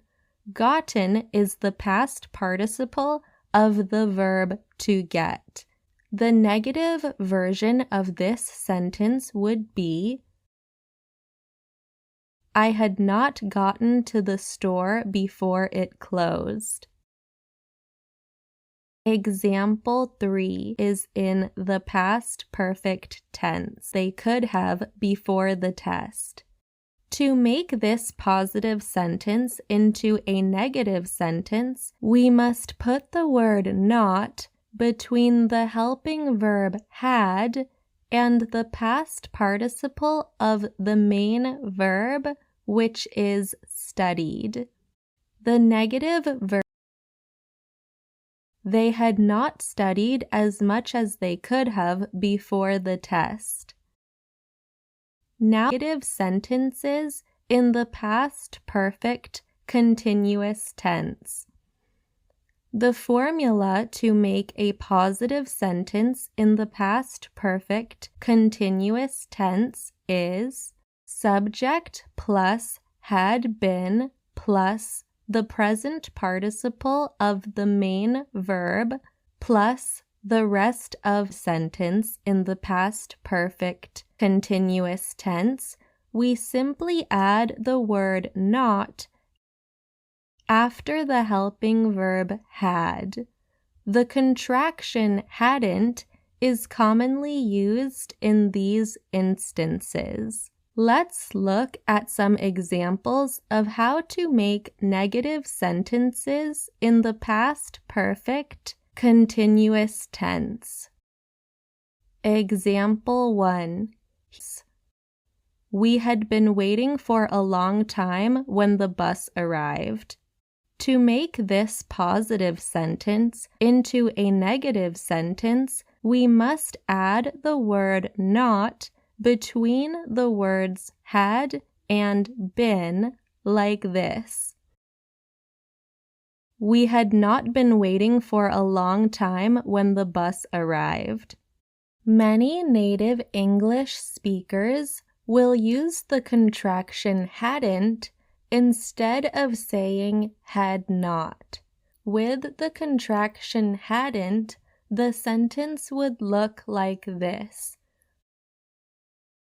We hadn't been waiting for a long time when the bus arrived. Example 2, that is in the past perfect continuous tense. He had been eating a healthy diet before this week. To make this positive sentence into a negative sentence between the words had and been, like this. He had not been eating a healthy diet before this week. If we were to use the contraction hadn't in this sentence, the sentence would look like this. He hadn't been eating a healthy diet before this week. Example 3. Here is a positive sentence that is in the past perfect continuous tense. They had been vacationing regularly before they retired. To make this positive sentence into a negative sentence, we must put the word not between the words had and been, like this. They had not been vacationing regularly before they retired. If we were to use the contraction hadn't instead of had not, would be before they retired.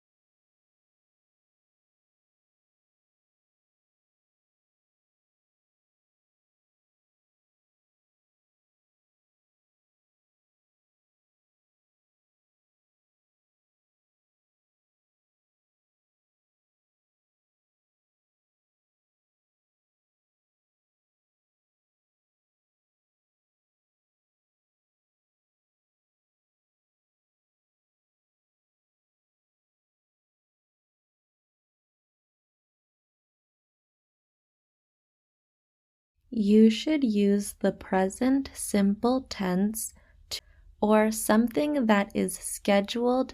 Here is the formula that you must use to create sentences in the present simple tense. Subject plus the base form of the verb plus the rest of the predicate. You do not need to use a helping verb to create a sentence in the present simple tense. You just have to use the base form of the verb. However, if the subject is in the third person singular, then you must add either an S or an ES to the end of the verb. Let's look at an example. I watch TV every morning. So, in this sentence, the speaker is talking about a habit.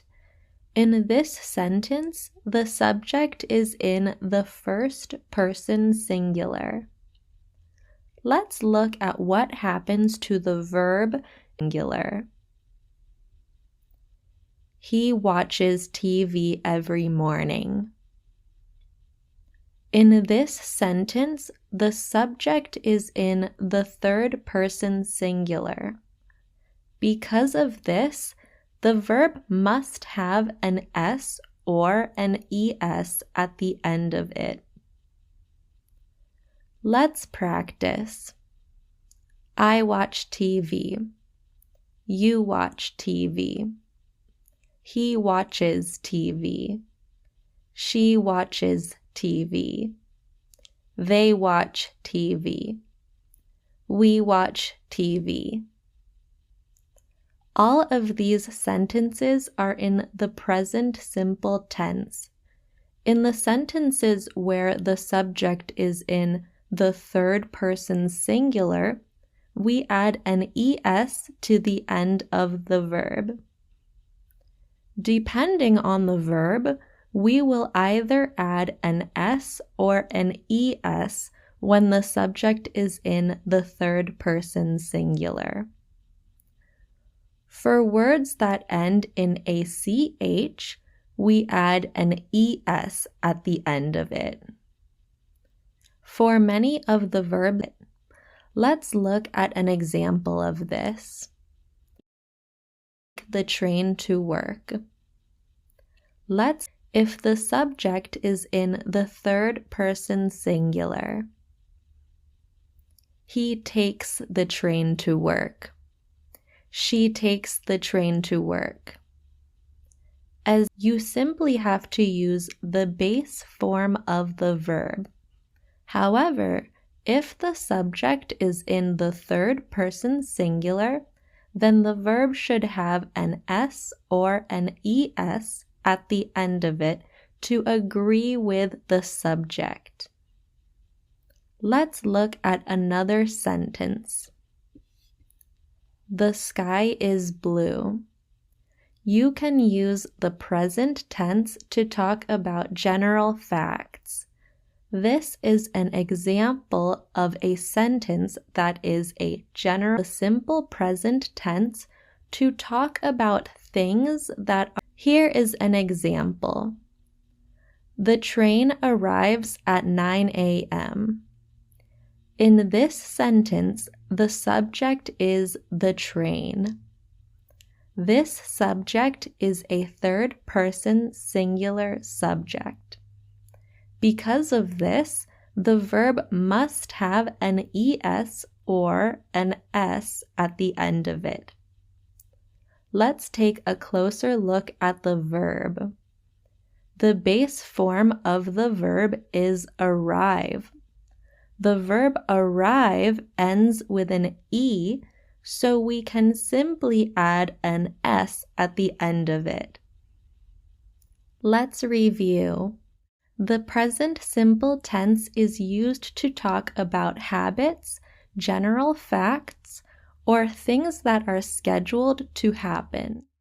To make a sentence in the present simple tense, you must use the base form of the verb.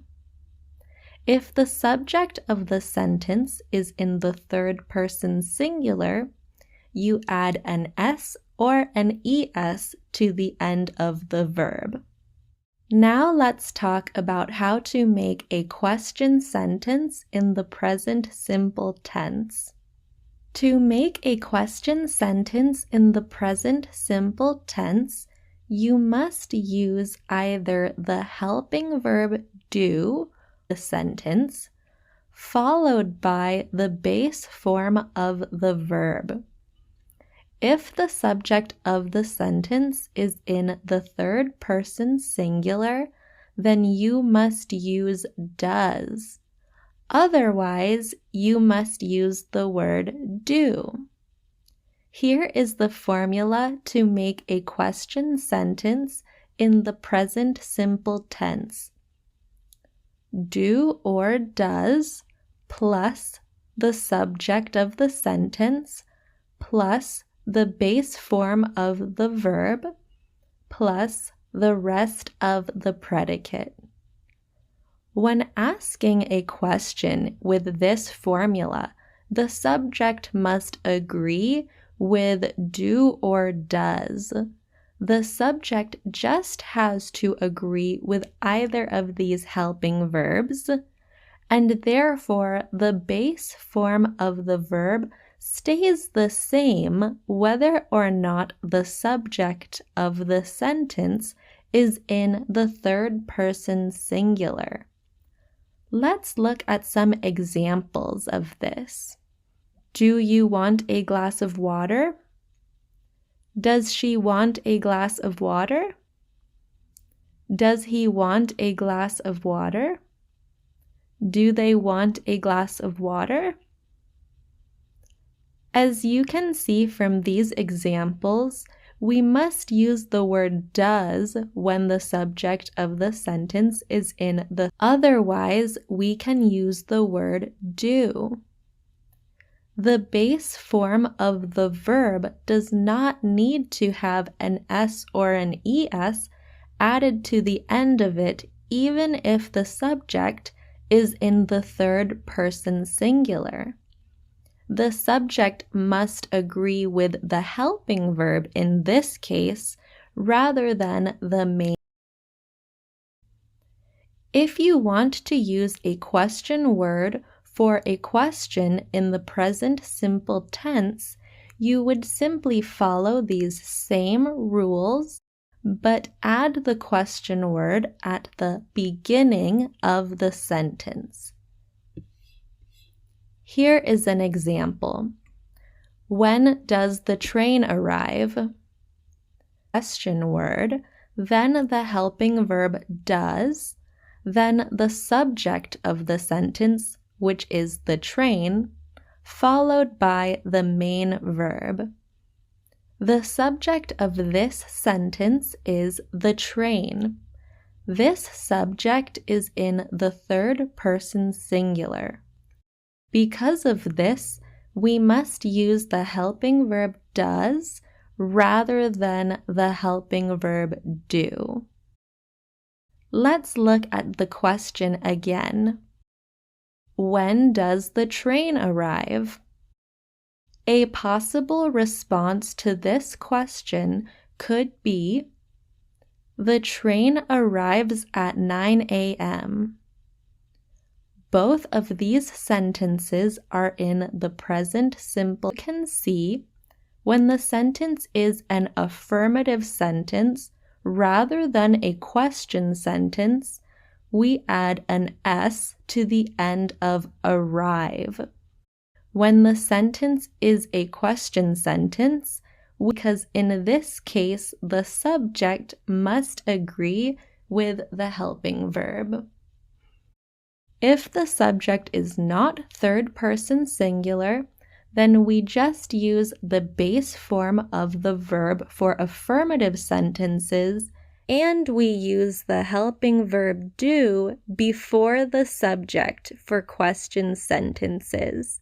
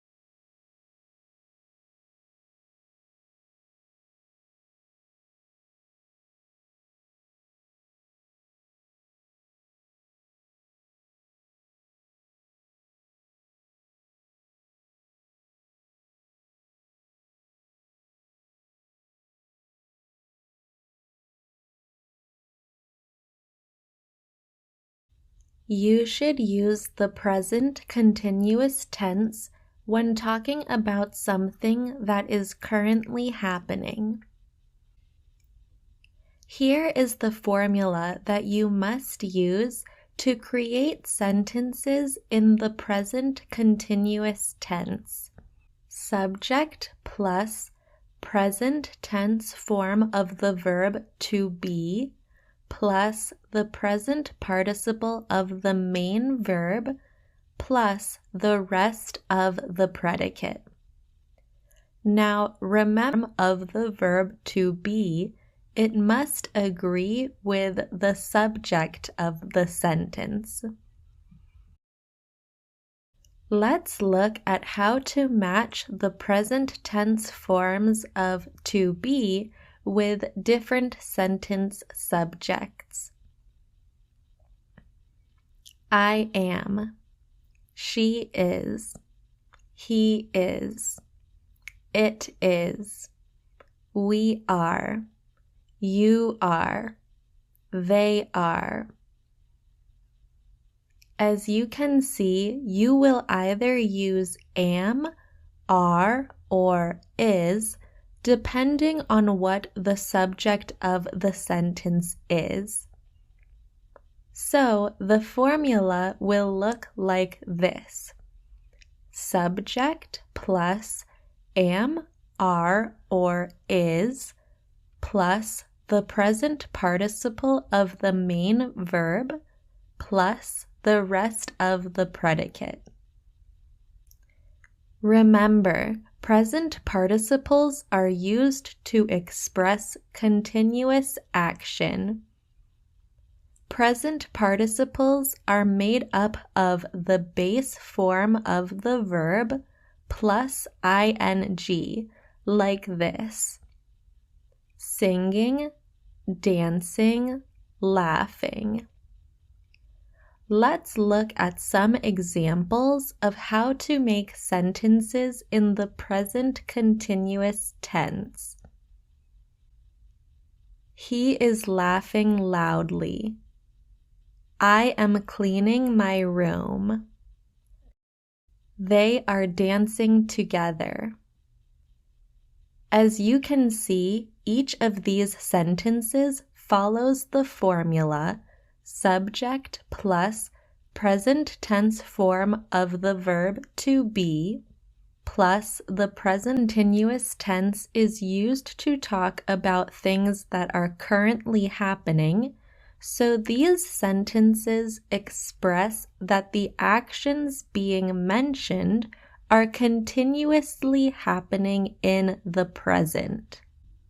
Now that we have reviewed how to create sentences in the present continuous tense, let's talk about how to ask questions in the present continuous tense. To make a question sentence in the present continuous tense, you must invert the verb be with the subject of the sentence, and of course add a question mark at the end of the sentence. Let's look at example 1. The affirmative sentence, she is singing a song, can be changed to the question sentence, is she singing a song? Example 2. The affirmative sentence, they are playing together, can be changed to the question sentence, are they playing together? Example 3. The affirmative sentence, I am doing well, can be, am I doing well?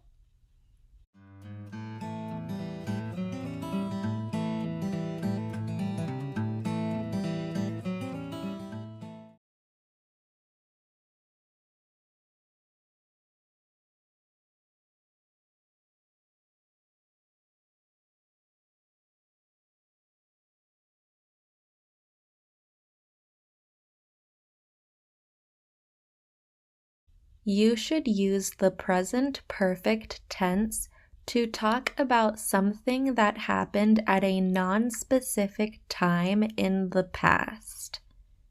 Here is the formula that you must use to create sentences in the present perfect tense. Subject plus have or has plus the past participle of the main verb plus the rest of the in the third person singular, then you must use has. Otherwise, you should use have. Let's look at some examples. I have been to New York. We have been to New York. You have been to New York. He has been to New York. John has been to New York. They have been to New York. As you can see from these examples, when the subject of the sentence is in the third person singular, you must use has rather than have before the main verb. The main verb of these sentences of the verb to be. It is an irregular past participle. Usually, the past participle of a verb is formed by adding an ed to the end of the verb. When the past participle of a verb does not follow this rule, this means it is an irregular past participle. So, been is an example of an irregular past participle. Remember, you are supposed to use the present perfect tense to talk about something that happened at a non-specific time in the past. If you say, I have been to New York, you are telling someone that you have been there, but you are not saying when. So, this is a good example of something that happened at a non-specific time in the past. Let's review. Perfect tense. The formula is subject plus have or has plus the past participle of the main verb plus the rest of the predicate. Now that we have reviewed how to make affirmative sentences in the present perfect tense, make questions in the present perfect tense. To make a question sentence in the present perfect tense, you must invert the subject with the helping verb have or has. Let's look at some examples. Example 1. The affirmative sentence can be changed to the question sentence, have I seen that movie? Example 2. The affirmative sentence, he has finished his homework, can be changed sentence, has he finished his homework? Example 3.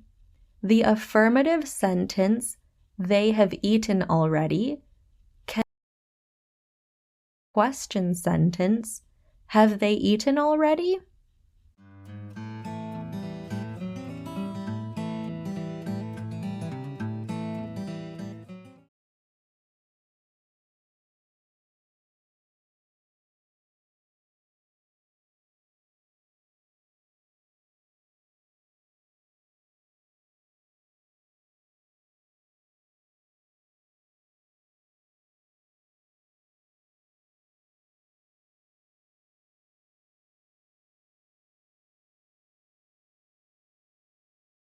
You should use the present perfect continuous tense to talk about something that I'm in the past and is still happening in the present.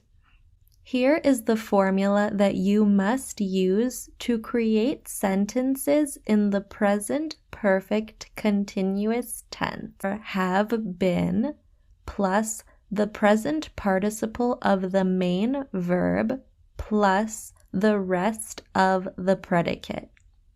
As you can see in this formula, you will either have to use the helping verb has or have to make a sentence in the present perfect continuous tense. This is very similar to what we just reviewed in the lecture about the present perfect tense. If the subject is in the third person singular, then you must use the word has. Otherwise, you must use the word have. Let's look at some examples. I have been living in Miami for 2 years. We have been living years. You have been living in Miami for 2 years. She has been living in Miami for 2 years. He has been living in Miami for 2 years. Amy has been living in Miami for 2 years. They have been living in Miami for 2 years. As you can see from these examples, when the subject is in the third person singular, you must use has before the word been. If the subject is not in the third person singular, you must use the word have before the word been. Let's take a closer look at I have been living in Miami for 2 years. The subject of this sentence is I. The subject is followed by the helping after the helping participle of the main verb of the sentence. The main verb in this sentence is living. Living is the present participle of the verb to live. The prepositional phrase in Miami for 2 years makes up the rest of the predicate of the sentence. As you can see from this example, the present perfect continuous tense is often used to tell someone how long you have been doing something. Let's look at a few more examples. I have been going to the gym a lot. I have been attending medical school for 2 years. I have been learning English for 6 months. The formula to make a sentence in the present perfect continuous tense is subject plus have or has been plus the present participle of the main verb plus the rest of the predicate. Remember, the present perfect continuous tense is used non-specific time in the past and is still happening now. Now that we have reviewed how to make sentences in the present perfect continuous tense, let's talk about how to make question sentences to make a question sentence in the present perfect continuous tense. You must invert the subject of the sentence with the helping verb have or has. Let's look at some examples. Example 1. The affirmative sentence, she has been attending school since August, can be changed to the question sentence, has August? Example 2. The affirmative sentence, they have been practicing together, can be changed to the question sentence, have they been practicing together? Example 3. The affirmative sentence, John has been working here since January, can be changed to the question sentence, has John been working here since January?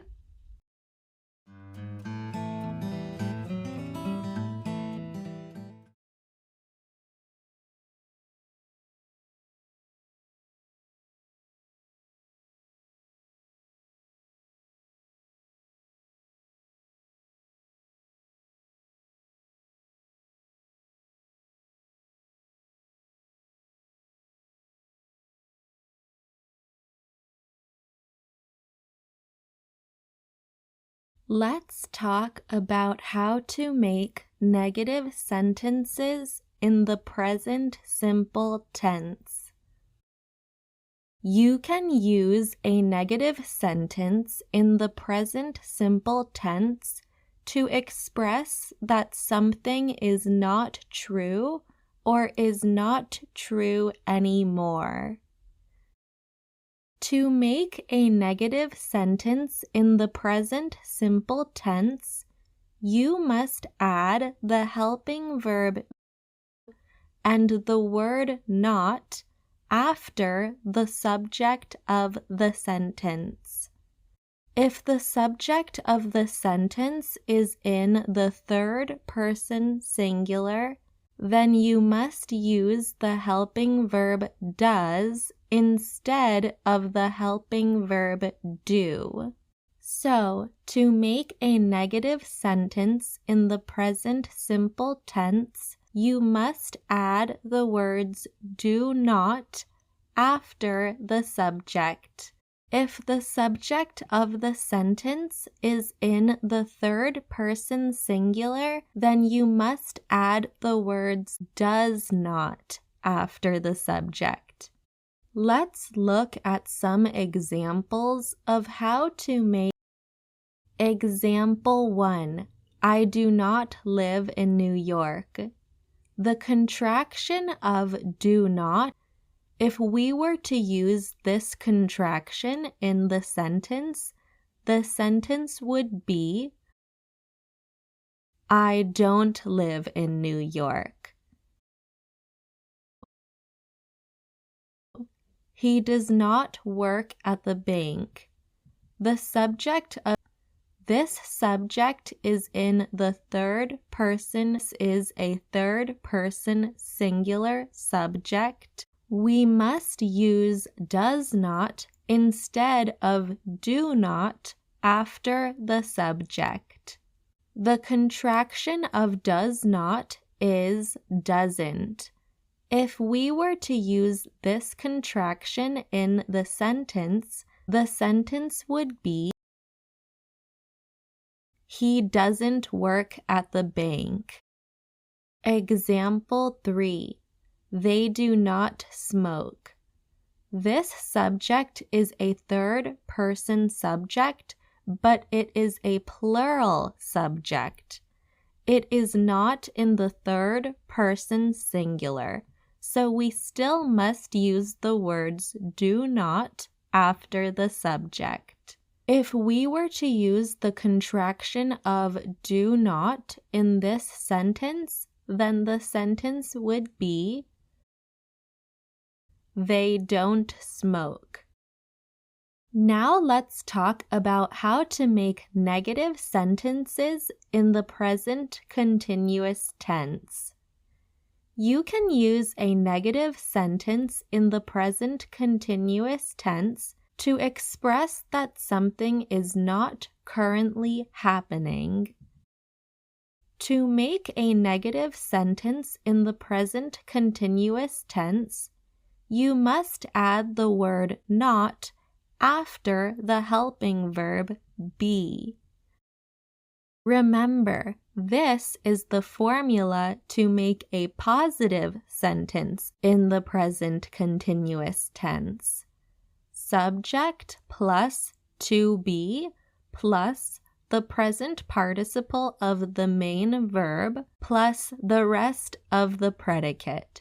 So, if we are making a negative sentence in the present continuous tense, we must simply add the word not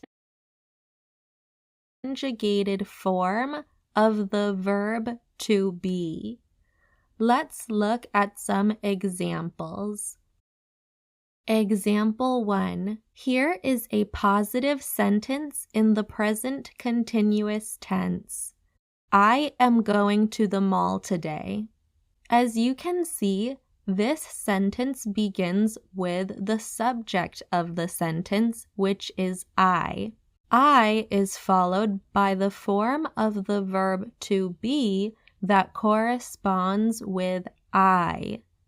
Then we add the present participle of the main verb, which is the word going.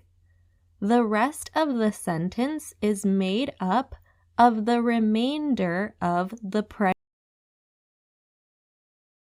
To make this sentence into a negative sentence, we must add the word not after the form of the verb to be. So we add the word not after am, like this. I am not going to the mall today. Examine the present continuous tense. They are attending church today. This sentence begins with the subject they. The form of to be that corresponds are. Are is followed by the present participle of the main verb, which is attending. If we were to make this into a negative sentence, then the sentence would be, they are not attending church today. Example 3. Here is a positive sentence in the present continuous tense. He is studying for his exam. Where would we place the word not in order to turn this into a negative sentence? We the words is and studying, like this. He is not studying for his exam. Now let's talk about how to make negative sentences in the present perfect tense. Here is the formula to make positive sentences in the present perfect tense. Subject plus have or has plus the past participle of the main verb plus the rest of the predicate. If the subject is in the third person singular, then you must use the helping verb has. Otherwise, you must use the helping verb have. So, this is the formula to make positive sentences in the present perfect tense. To make a negative sentence in the present perfect tense, you simply add the word after the helping verb have or has. Let's look at some examples. Is a positive sentence in the present in Seattle for 2 years. The subject of this sentence is a third person singular subject. Therefore, we must use the helping verb has.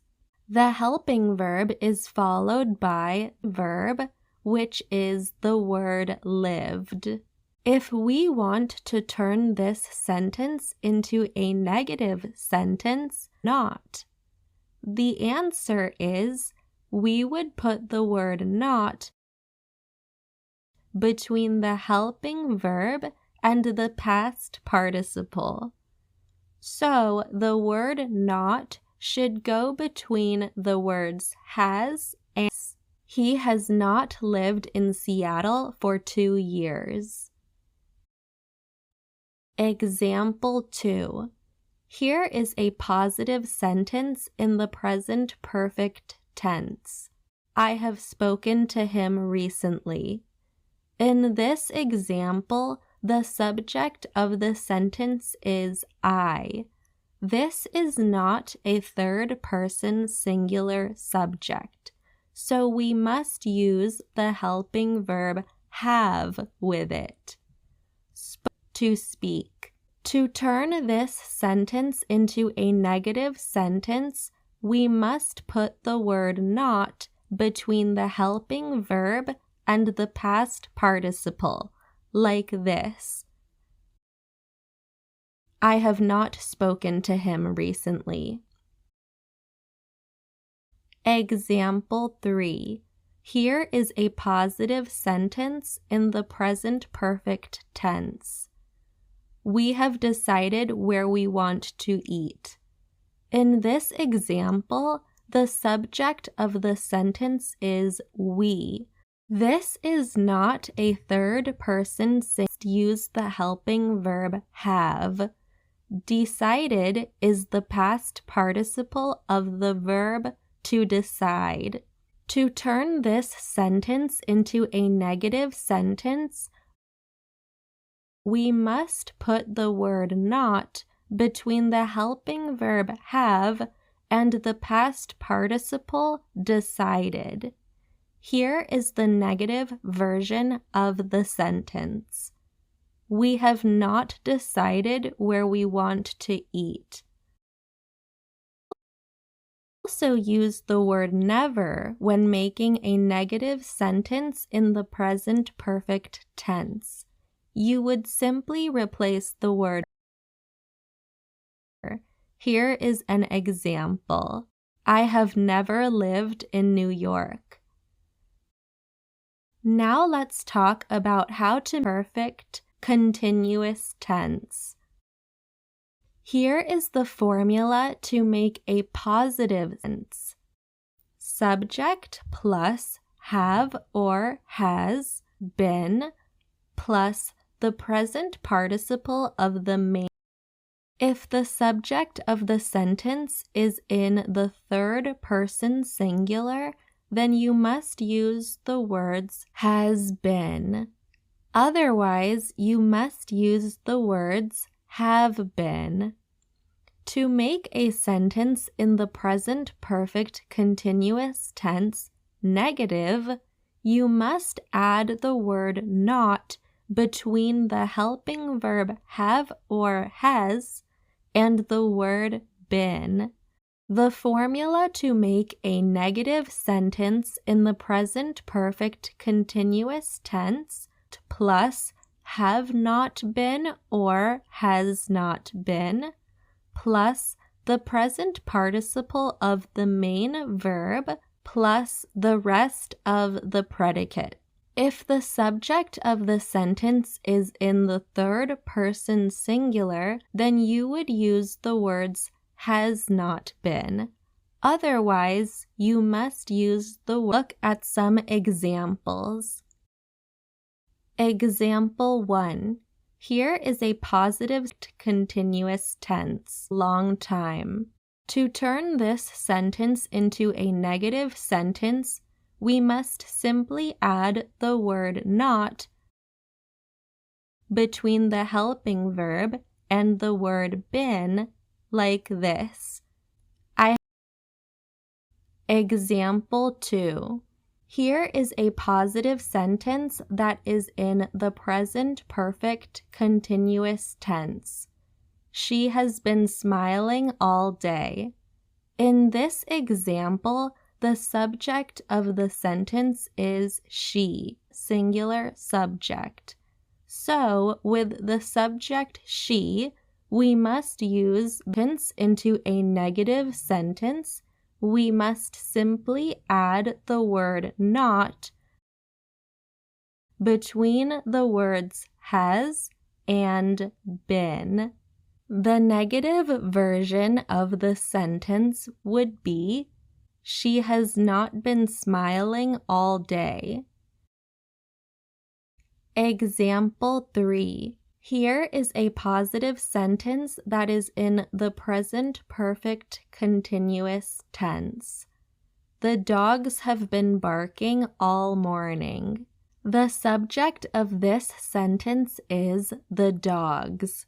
This subject is a third-person subject, but it is plural, not singular.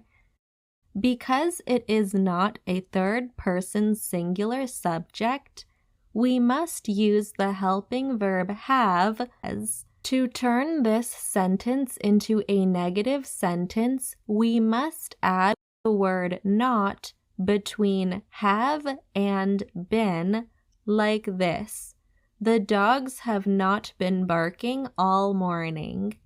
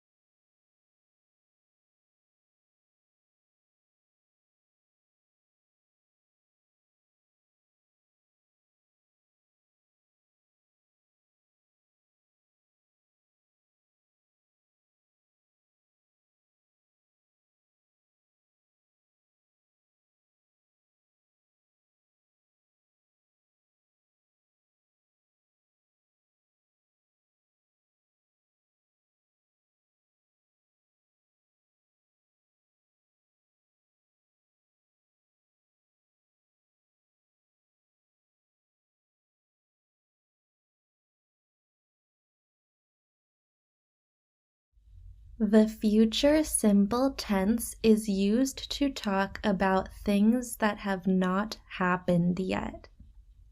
Here are some different ways that we can use the future simple tense. To predict something, to offer to do something, to express a future fact, or to describe actions that have not been planned yet. There are two ways that you can create a sentence in the simple future tense. Option 1, subject plus will plus the base form of the main verb plus the rest of the predicate. Option 2, subject plus be going to plus the base form of the main verb plus the rest of the predicate. As you can see from this formula, you can use the word will or the phrase be going to depending on the sentence. Remember, if you use be going to, the helping verb be must be conjugated to match the subject. For example, if the subject, you must say am going to, such as in this example, I am going to wash the dishes. If the subject of the sentence is in the first person plural, you must say, we are going to wash the dishes.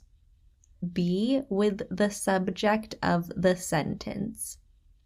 Let's review the formulas again for how to make sentences that are in the future simple tense. The formulas are option 1, the base form of the main verb plus the rest of the predicate. Option 2, subject plus be going to plus the base form of the main verb plus the rest of the predicate. Let's look at a couple of sentences that are in the future. Example 1. The event is going to start at 3 p.m. This sentence is an example of how we can use the future simple tense to talk about a future fact. Let's analyze the event. As you can see, this sentence uses the future tense phrase be going to. The form of the verb to be that matches with a subject that is in the third person singular is the word is. This is why the sentence says, the event is. You would also use is if the subject was he, she, or it, because these are all third-person singular subjects. After is going to, we can add the base form of the main verb. In this sentence is start, which is the base form of the verb to start. In this sentence, at 3 p.m. is an adverbial phrase that makes up the rest of the predicate. This adverbial phrase gives additional information about timing. Example 2. John will drive you to the airport. This sentence is an example of how to use the future simple tense to make an offer or promise. It would be more accurate to call this sentence a promise if the subject of the sentence was I. For example, if the sentence was, I will drive you to the airport, this is more similar to a promise. Promises are usually things that we say in the first person because it is typically something that this particular airport is very similar to an offer or an assurance. The speaker is assuring the listener that John will do this thing for them in the future. As you can see, this sentence uses the helping verb will to create the future simple tense. Let's analyze this sentence further. The sentence is John. The subject is followed by the helping verb will. The helping verb is followed by the main verb of the sentence, drive, which is in its base form. The remaining words in the sentence make up the rest of the predicate. You is the object of the sentence, and to the airport expresses direction and location. Let's review. We can use the future simple tense to talk about things that have not happened yet, and here are the two formulas that you can use to create sentences in the future simple tense. Option 1, subject plus will plus the base form of the main verb plus the rest of the predicate. Option 2, subject plus be going to plus the base form of the main verb plus the rest of the predicate. Now that I have talked about how to make affirmative sentences in the future simple tense, let's talk about how to make question sentences in the future simple tense. To make a question sentence in the future simple tense, you must use the word before the subject. Let's look at some examples. Example, go to the bank later. This is an affirmative sentence. The affirmative sentence, he will go to the bank later, can be changed to the question sentence, will he go to the bank later? Example 2, they will arrive soon. This is an affirmative sentence. The affirmative sentence, they will arrive soon, will they arrive soon? Example 3, we will meet them. This is an affirmative sentence. The affirmative sentence, we will meet them at the park, can be changed to the question sentence, will we meet them at? Now let's talk about the other main way to make sentences in the future simple tense, which is by using the words be going to. To make a question sentence in the future simple tense using the words be going to, you must put the helping verb be before the subject of the sentence. Remember, you must make sure in terms of conjugation. Let's look at some examples. Example 1, he is going to mow the lawn. This is an affirmative sentence. He is going to mow the lawn can be changed to the question sentence, is he going to mow the lawn? In this sentence, the subject is a third-person singular subject. So, the form of to be that we must use in this sentence is the word is. If the subject of the sentence was I, then we would have to use the form of to be that corresponds with a first-person singular pronoun, which would be the word am. I am going to mow the lawn. Example 2. We are going to study today. This is an affirmative sentence. We are going to study can be changed to the question sentence. Are we going to study today? Remember, the helping verb are is the form of to be that corresponds with plural subjects and the second person subject you. They is also a plural subject, so we can also say, are they going to study today? The be, they are going to study today. Example 3, they are going to wait in line. This is an affirmative sentence. The affirmative sentence, they are going to wait in line, can be changed to the question sentence. Are they going to wait in line? Let's review. The future simple tense is used to talk about things that have not happened yet.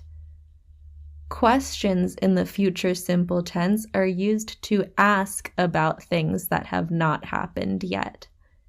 You can ask questions in the future simple tense by using these formulas. Will plus subject plus the base form of the main verb plus the rest of the predicate, or be going to plus the base form of the main verb plus the rest of the predicate.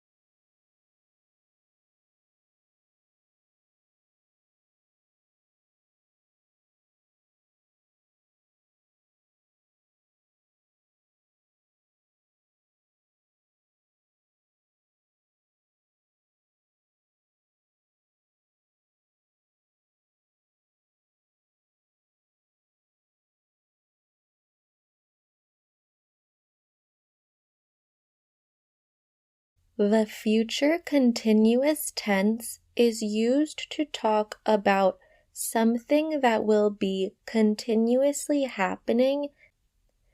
Remember, with continuous tenses, we use present participles.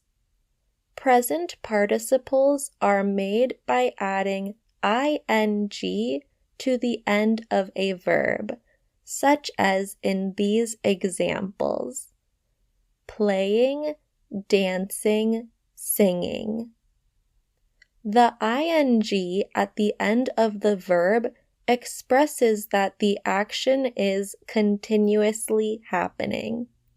So, you will see that the formula we must use in continuous tense will include a present participle.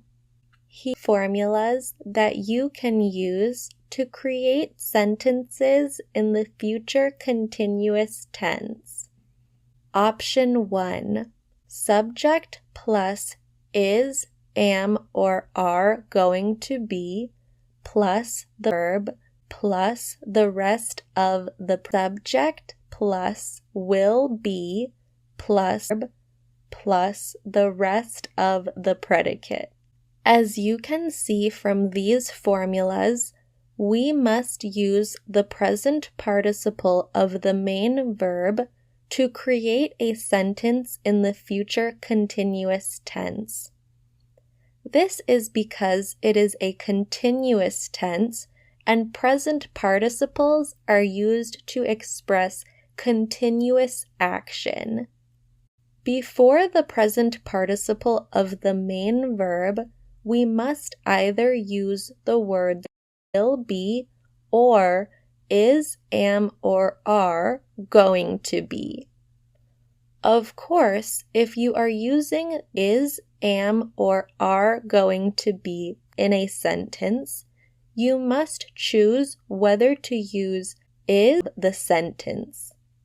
The subject must match the form of be in terms of conjugation. Let's look at some examples of sentences that are in the future continuous tense. Example 1. We are away for Thanksgiving. The subject of this sentence is we, which is a plural subject. With the subject, we are going to be. Then we add the present participle of the main verb. In this sentence, the present participle is cooking. So this sentence expresses that the subjects will cook continuously. The words all day for Thanksgiving are an adverbial phrase that makes a complete predicate. Example 2.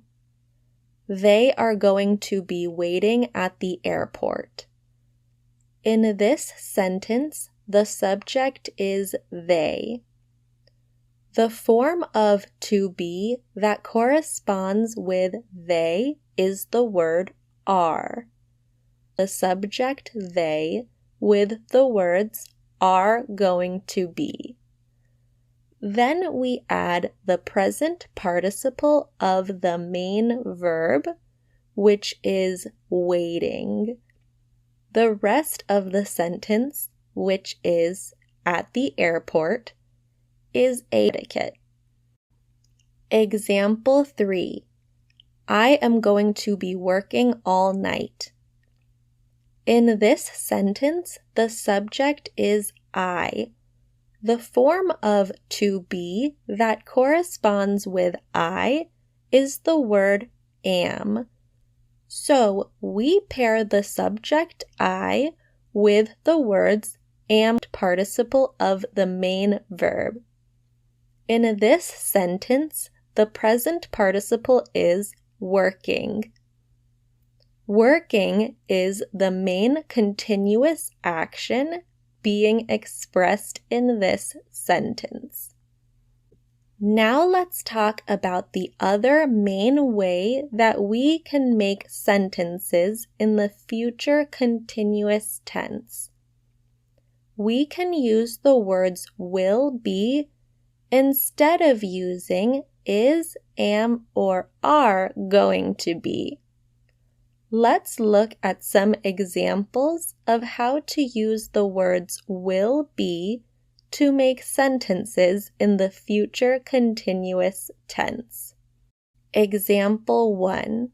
He will be waiting at the airport. This sentence is similar to the previous example where I said they are going to the airport. These sentences are two different ways of expressing the same thing. If I wanted to use the is, am, or are going to be construction for this sentence, the sentence would be, he is going to be waiting at the airport. These two sentences, he is going to be waiting at the airport, and he will be waiting at the airport, mean the same thing, and they are both in the future continuous tense. In the future continuous tense, The exact words will be can be used for any subject. For example, she will be, it will be, they will be. We use the is, am, or are going to be construction to create a sentence in the future continuous tense. Then use is, am, or are based on what the subject example. I will be attending school in the fall. In this sentence, the subject is I, followed by the helping verbs will be. Then we must add the present participle of the main verb of the sentence. In this case, the present part of the sentence is attending. Attending is the main continuous action of the sentence. This sentence ends with the prepositional phrase in the fall. This subject of the sentence will attend school continuously starting in the fall. Example 3. The school will be having a bake sale next week. The subject is the school. The subject is followed by the helping. Next, we add the present participle of the main verb of the sentence, which in this sentence is the word having. Having is the present participle of the verb to have.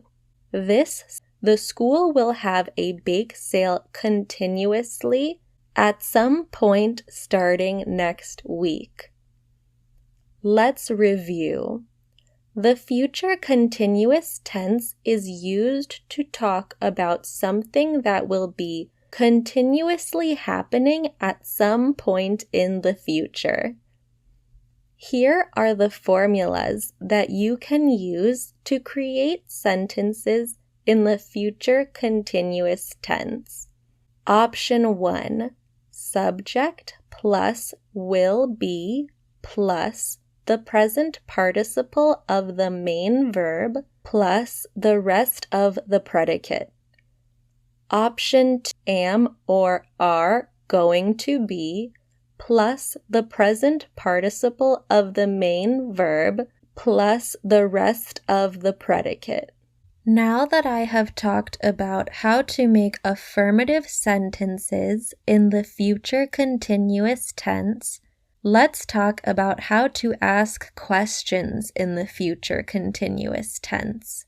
To make a question sentence in the future continuous tense, you must invert will or is, am, or are with the subject.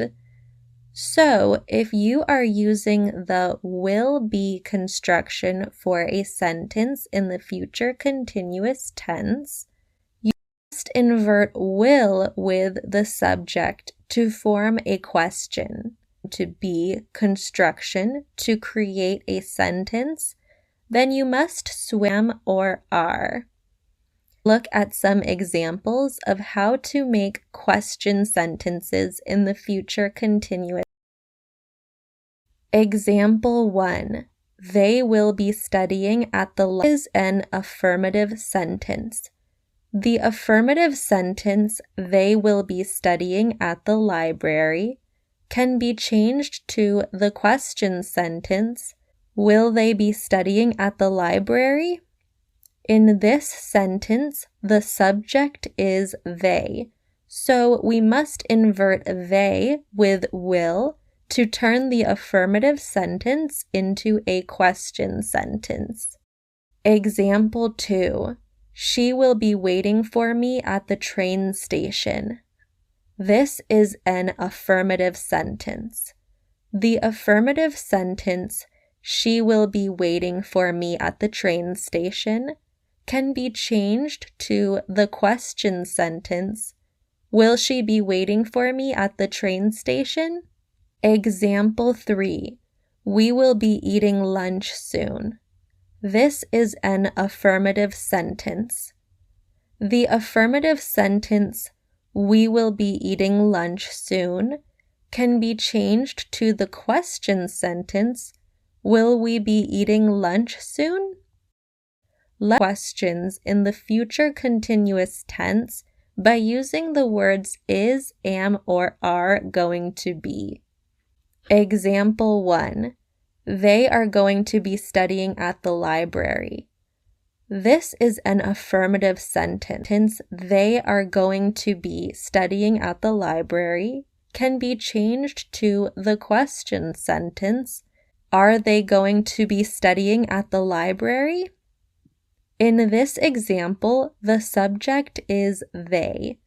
The form of to be that corresponds with the subject they is the word are.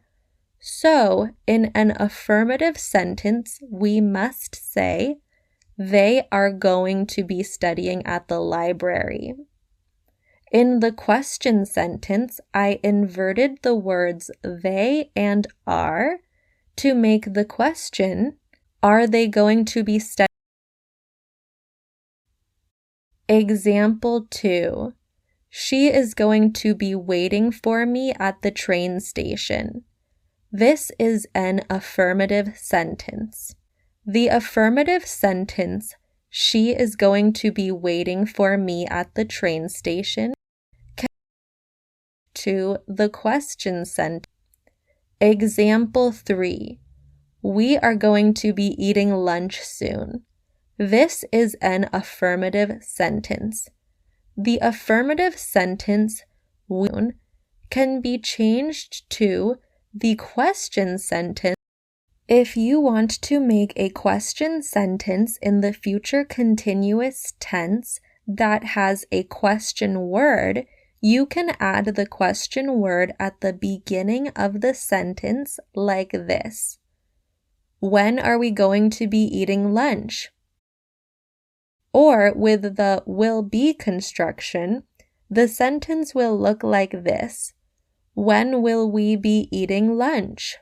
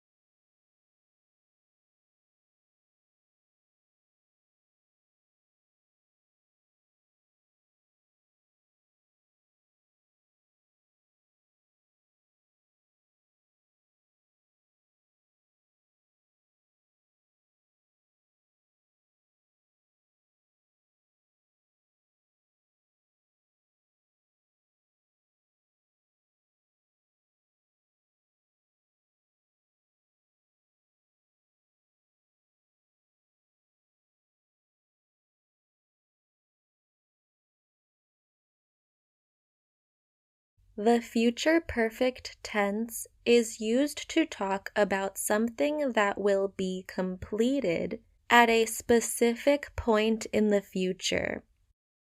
The most common way to make a sentence in the future perfect tense is by using this formula: subject plus the rest of the predicate. We often specify a certain duration of time when we speak in the future perfect tense. Time in a sentence by including an adverbial phrase. As you have seen in previous lessons, the adverbial phrase will often be placed at the beginning or end of the sentence. Let's look at some examples of sentences that are in the. All of these sentences will have an adverbial phrase in them to specify timing. Example 1. By the end of this year, I will have completed my master's degree.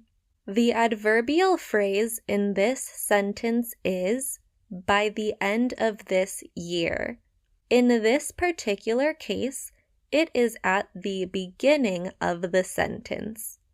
The main part of the sentence comes after the adverbial phrase. The subject of the sentence is I. Verbs will have, which are followed by the past participle of the main verb. My master's degree is the object of the sentence, which makes up the rest of the predicate. Example 2. We will have been together for 20 years by the end of this month. As you can see, this sentence has an adverbial phrase at the end of it. The subject of the sentence is we. We is followed by the helping verbs will have, which are followed by been. Been is the past participle of the verb to be. Together for 20 years by the end of this month is an adverbial phrase that completes the predicate of the sentence. Example 3. By this time tomorrow, they will have adopted a new puppy. The adverbial phrase in this sentence is by this time tomorrow. The subject of the sentence is they. They is followed by will have. The past participle in this sentence is adopted. Adopted is the past participle of the verb to adopt. The object of this sentence is a new puppy. The object of this sentence makes up the rest of the complete predicate. The adverbial phrase by this time tomorrow can be placed at the beginning or the end of this sentence. Now that I have talked about how to make affirmative sentences in the future perfect tense, let's talk about how to make question sentences in the future perfect tense. To ask a question in the future perfect tense, you must invert the subject of the sentence. Let's look at some examples of how to make question sentences in the future perfect tense. Example 1. This is an affirmative sentence. The affirmative sentence, they will have heard the news by now, can be changed to the question sentence, will they have heard? Example 2. By this time tomorrow, John will have received his test scores. This is an affirmative sentence. The affirmative sentence, by this time tomorrow, John will have received his test scores, can be changed to have received his test scores. Example 3. By noon, they will have arrived. This is an affirmative sentence. The affirmative sentence, by noon, they will have arrived, can be changed to the question sentence, by noon will they have arrived? Let's review. The future perfect tense is used to talk about things that will be completed at a certain point in the future.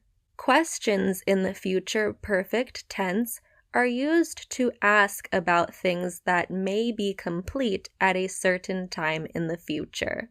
The most common formula that is used to make sentences in the future perfect tense is subject plus will have plus the past participle of the main verb plus the rest of the predicate, timing or duration. The adverbial phrase should usually be placed at the beginning or end of the sentence. Lastly, to make a question sentence in the future perfect tense, you must invert the subject with the helping verb will as shown in this formula. Will plus subject plus have plus the past participle of the main verb plus the rest of the predicate.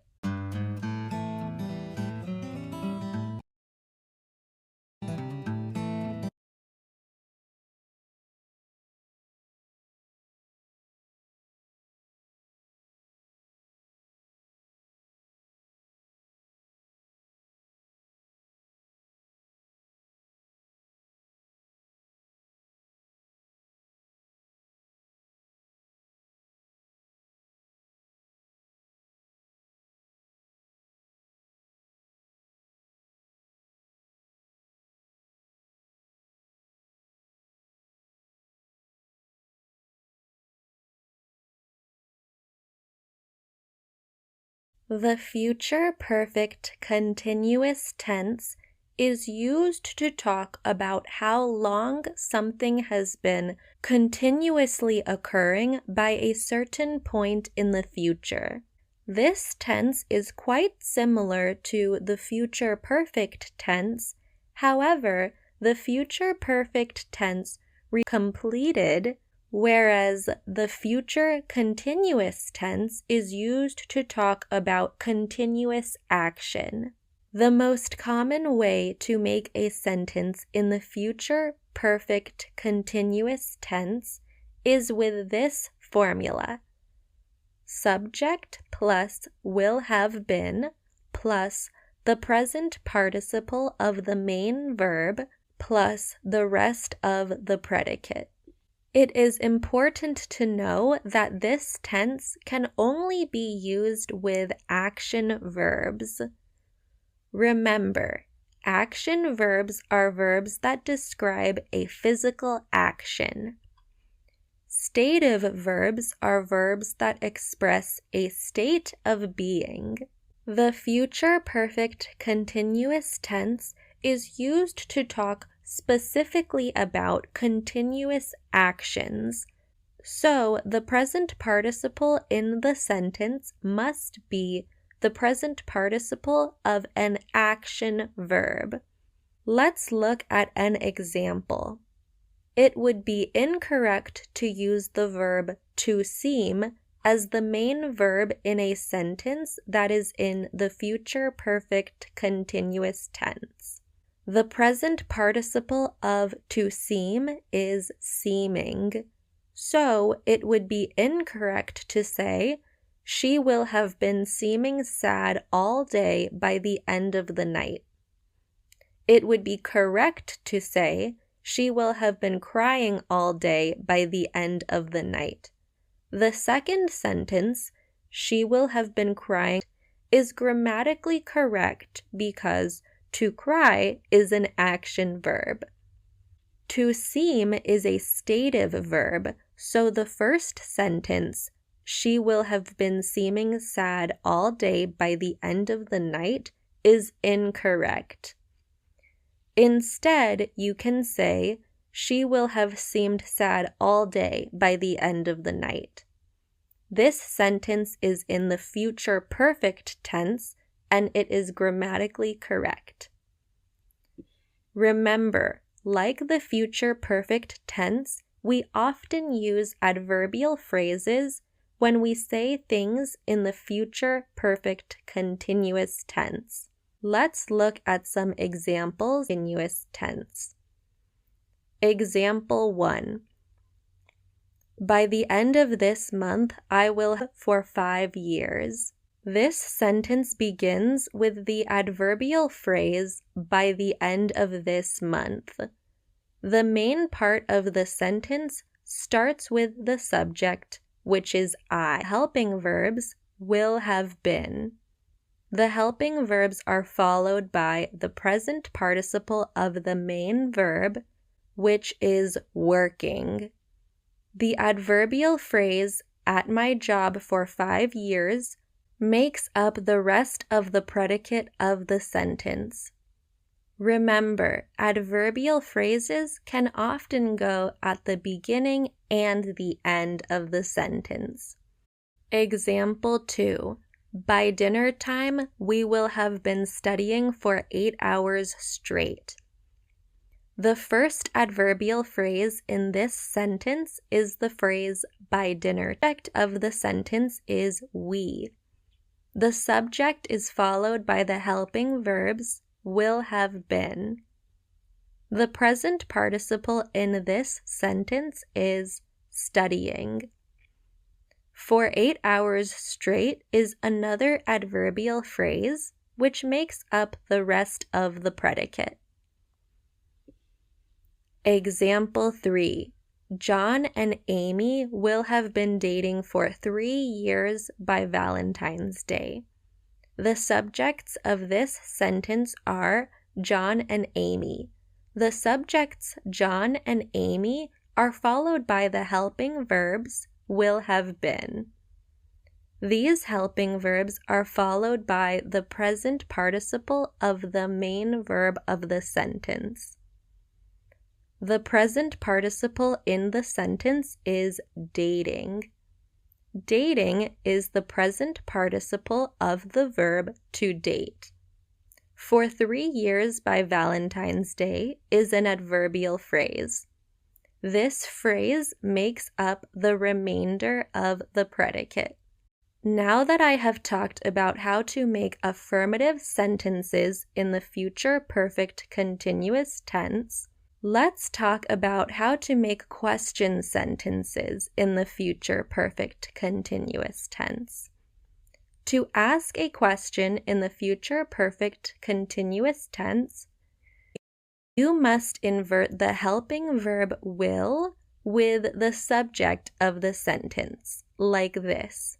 Will plus subject plus have been verb plus the rest of the predicate. Let's look at some examples of how to make question sentences in the future perfect continuous tense. Example 1. By December, she will have been studying English for 1 year. If this was a question sentence, it would look like this. By December, will she have been studying English for 1 year? Example 2. John and Amy will have been planning their wedding for 6 months by the end of this year. This sentence is an affirmative sentence. If this was a question sentence, it would look like this. Will John and Amy have been planning their wedding for 6 months by the end of this year? Exam